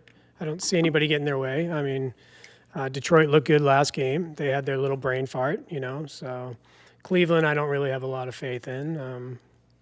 I don't look at Orlando as being anybody. The Knicks, to me, I mean, they just got smoked today, and by smoked by 1 point, I know. They lost today. Yeah, they were down by 15 for a majority of that game, and still, Anunoby started like draining threes, and that kid is good. Yes, they're down 2-1 to the Hawks. Yeah, to the Hawks. Wow. And the Hawks are deep. Oh, by the way, Nah had 14 points. I needed him 15 to catch a big one. Oh, man. That's crazy. They trade away their best player and they get better with Trae Young. Yep. They're a deep team, man. And they got a lot of, I think, what the Celtics have. They do have a lot of depth. I think they play very similarly. I think they got a lot of shooters. They got a lot of guys that go off the dribble. I think they're a very competitive team. I think they're highly underrated. And I didn't see any coaching moves at all. In fact, I was on Twitter seeing what the New York fans were saying about it, and they were laying into coach, man. They were saying, what is this rotation? What are you doing? What are we doing with, 4 scrubs on the floor when we're only down by 8? So I don't know. Sure, you love that. Sure, you love that. Yeah, anytime the Knicks aren't good. I mean, I love me some Spike Lee, but I love when he's not smiling. I can tell you that. Right. Just pull it up real quick. I got FanDuel odds for your. I think I pulled it up here. I got FanDuel. They're plus 125. I'm not going to pull it up. Yeah, I can pull it up. Shoot. Yeah. Never you had mind. it up. I think they were 140. Hold on. Sorry. There we go. Plus 120, plus 140. So it was plus 125 when I pulled it up 10 minutes ago. So to win the East, plus 140. Let's see. You To better win the claim whole. that profit boost, brother. I'm going to claim it for you. Right. Yeah, it's up there. I got to do that. 6-1 to win the title. Yeah, that's pretty good juice, actually. look at OKC. That's crazy. Yeah. That is crazy. All right, fully healthy. It's you versus OKC. Do you think you can win that series? I don't think so, man. I think that's a special team. They're so deep at so many levels. And I'm a guy that bets B and C and sometimes D guys. Like I'm not, as you know, I'm not like the all-star guy. You're not going to see me betting on Anthony Edwards or Wemby because there's no value live on those guys. So I'm deep into their funnel, right? I'm deep into who's coming off their bench. And, so Wiggins got a lot of playing time in the beginning of the season towards the middle. Then he found his way to the bench. And Mitchell still comes off the bench. But, Mitchell's good for 10, a couple threes every single game. They're just so deep. They have such a deep team. It's almost embarrassing how deep they are. It is. It's ridiculous. A guy like Isaiah Joe could probably start for a lot of teams, but yet he can hit 4 threes, 5 threes in a game. I mean, he finds his shots. I mean, you got Jay Will, you got Dort, and I hate Dort. Okay, like unbettable guy, right? He's like Nas Reed, unbettable. Inconsistent, but the guy can go out there and drain 4 threes in a quarter if he wanted to. Caruso never stops playing defense, right? Guy's good for a couple threes every game, 5 to 9 to 10 points, easy. Hartenstein, I bet him for 12 rebounds the other day. He had 10, I bet him for 10 as well. Who else we got? We got McCain, of course SGA, the free throw merchant, but. Oh yeah, what do you think about the way that game was officiated? Did you watch it? Which one? The SGA and your Suns. What did you think about that? We talked about it earlier. Did you? Yeah, we did. It was the first time Booker in his career has ever called out a ref by name. Yeah. After the game, and he compared the NBA to the WWE. So huge fine coming, but he's got every right to say what happened. If you're watching that game and you can read lips, it's bullshit. That a normal shooting motion, right? A normal shooting motion, you're not freaking throwing your arms around, gets called on somebody that doesn't get it earlier in the game. And like when he was trying to throw the ball inbounds, here, show the highlights. If Chet Holmgren doesn't run down the court because Booker's got a layup. Well, an unnatural move, okay. Where is the unnatural move there? Are they saying Booker stuck the left arm out a little bit? Remaining, it'll be OKC Bulls side out. But none of that happens if Chet Holmgren doesn't run down the court because Booker's got a layup. Well, an unnatural move, okay. Where is the unnatural move there? Are they saying Booker stuck? That's good. Later in the game, he throws the ball he's running out of bounds because he got pushed, Booker, and he throws the ball like he's saving it, and it hits Jay Will in the face, and Caruso looks at the ref and he goes, call a technical, when all he was doing was saving the ball, and they call a technical on him. What the fuck? Tell us how you really feel. When my star player says it's rigged from his lips, that's crazy. And he's never been like that. He's always taken the good side about talking about officiating. Yeah, he does complain a little bit on the court. That's for sure. Body language, all that. Post game, he usually never really gets into it.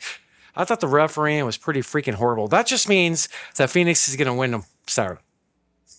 The league wants a longer series, more viewers, more ratings. They're going to win Saturday. The conspiracy They're going to win it. No, I said it right here. Revenue. The thing you don't understand is they already paid for him. Doesn't matter how many they show; they paid for them.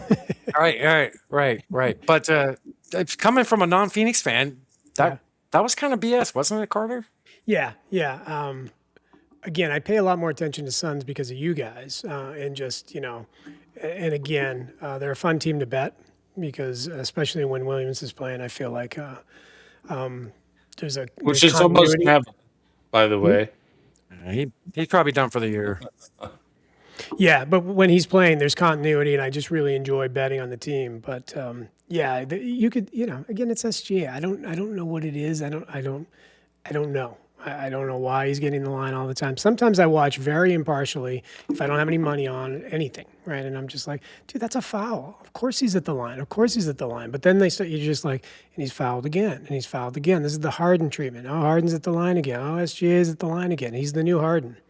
Maybe, it's because of Jordan. Like we got to have one every single 10 years. We got to have, we had Jordan, we have Harden, now we got SGA. Who's next,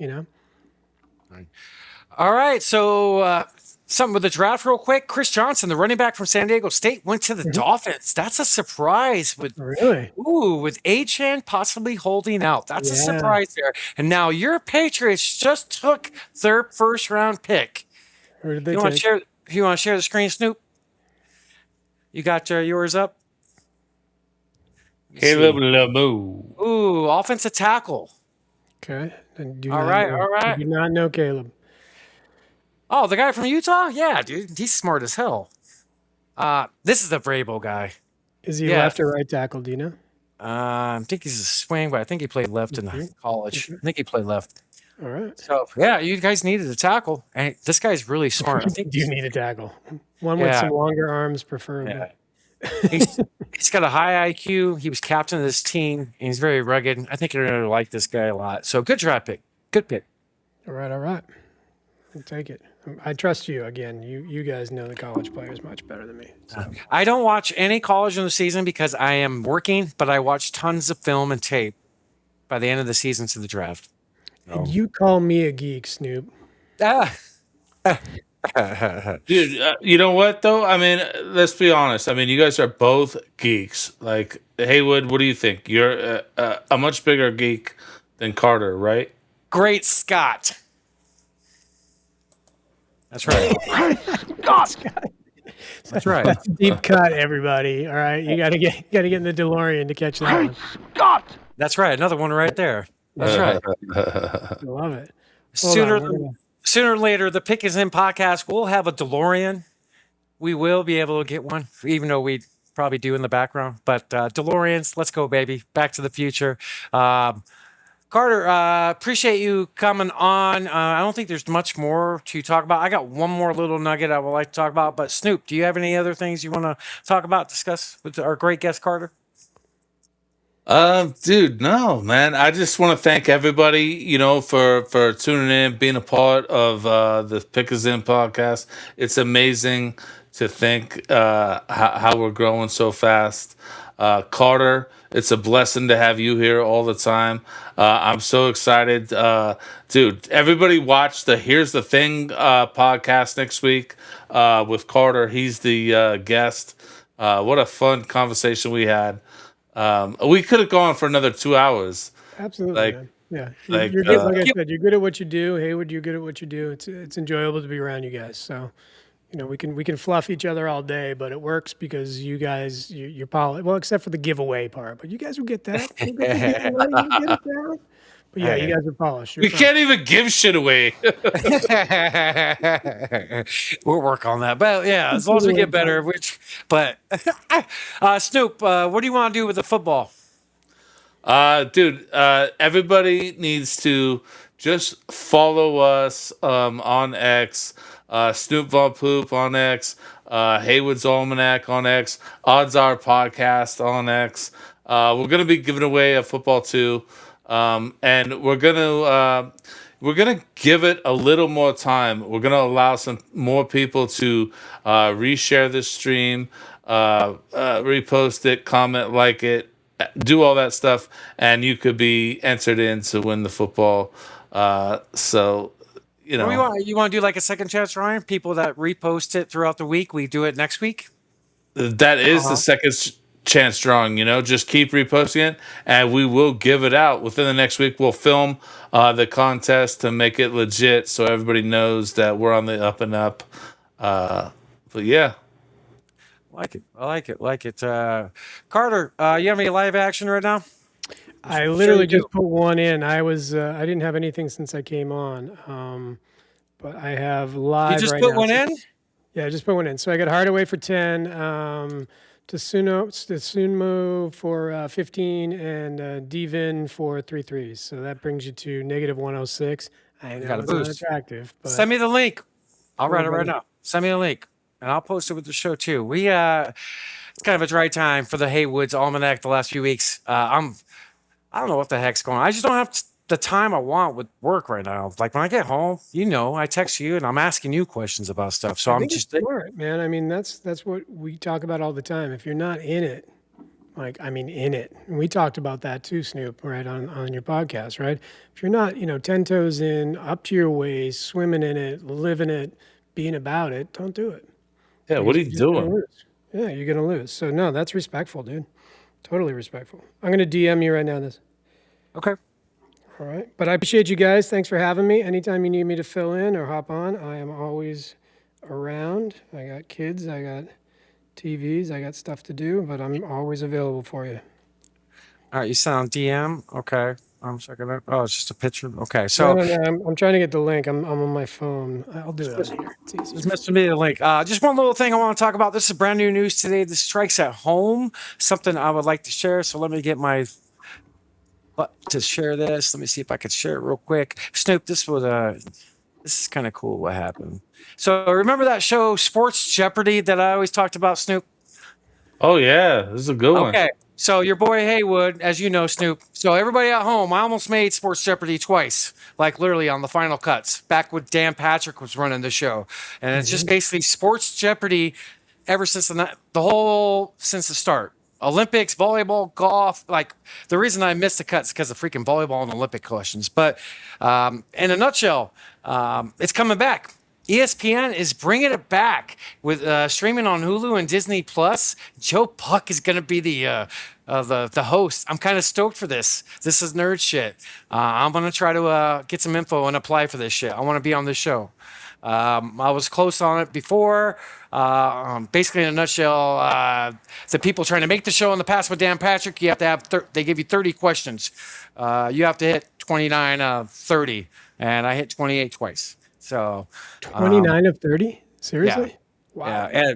And the question I got stumped on was like, who was the gold medalist in the 1934 Olympics in the 4x4 relay? Who was the last leg? And I'm Jesse Owens. No, it wasn't him. It was like somebody else. It was like some other question. I said Jesse Owens though, and it was somebody else. It was like 1932 or 34 or something like that. But it was some crazy. But that show is coming back. I'm excited. Hopefully, maybe I can be blessed and get on that motherfucker. Let's go.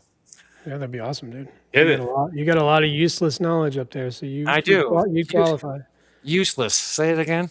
Well, in a good way. I mean, it's 100% useless. So all the people at home, thank you so much for tuning in. Thank you for all the love, support for the Pick Is In podcast. We are growing. Everybody in the phone booth, much love. All my people in the fantasy football industry and so on and so forth. Got a lot of love for you. Carter, it was a pleasure to have you on as always. Snoop, much love to you, brother. And check next Tuesday, Carter is on the Here's the Thing podcast at 6 p.m. EST on all your platforms. Any final words for the people, guys? Nope. Go ahead, Carter. It's your floor.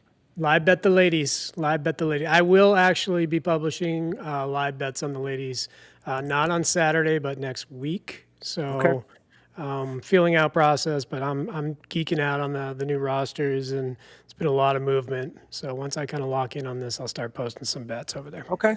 And I'm sitting front row in your first WNBA class on the Pick Is In. Dude, it's about money and it's about winning. And it doesn't matter how we win it or what we're betting on. We can bet on ping pong if we understand it, but we're going to win some money on the ladies. So you heard it here first, folks. We put the ladies first. That's how we make our living. Go ladies. Go Pick Is In. Go Carter. Go Haywood. Go Bears. What else?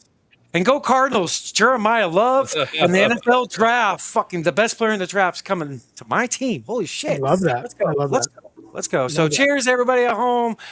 Tune in next week. We got another great guest coming your way. So every Thursday night, 8 p.m. Eastern. Love you guys. Until next time, win some money and enjoy the rest of the draft this weekend. Good night, everybody. Good night, guys. Thank you.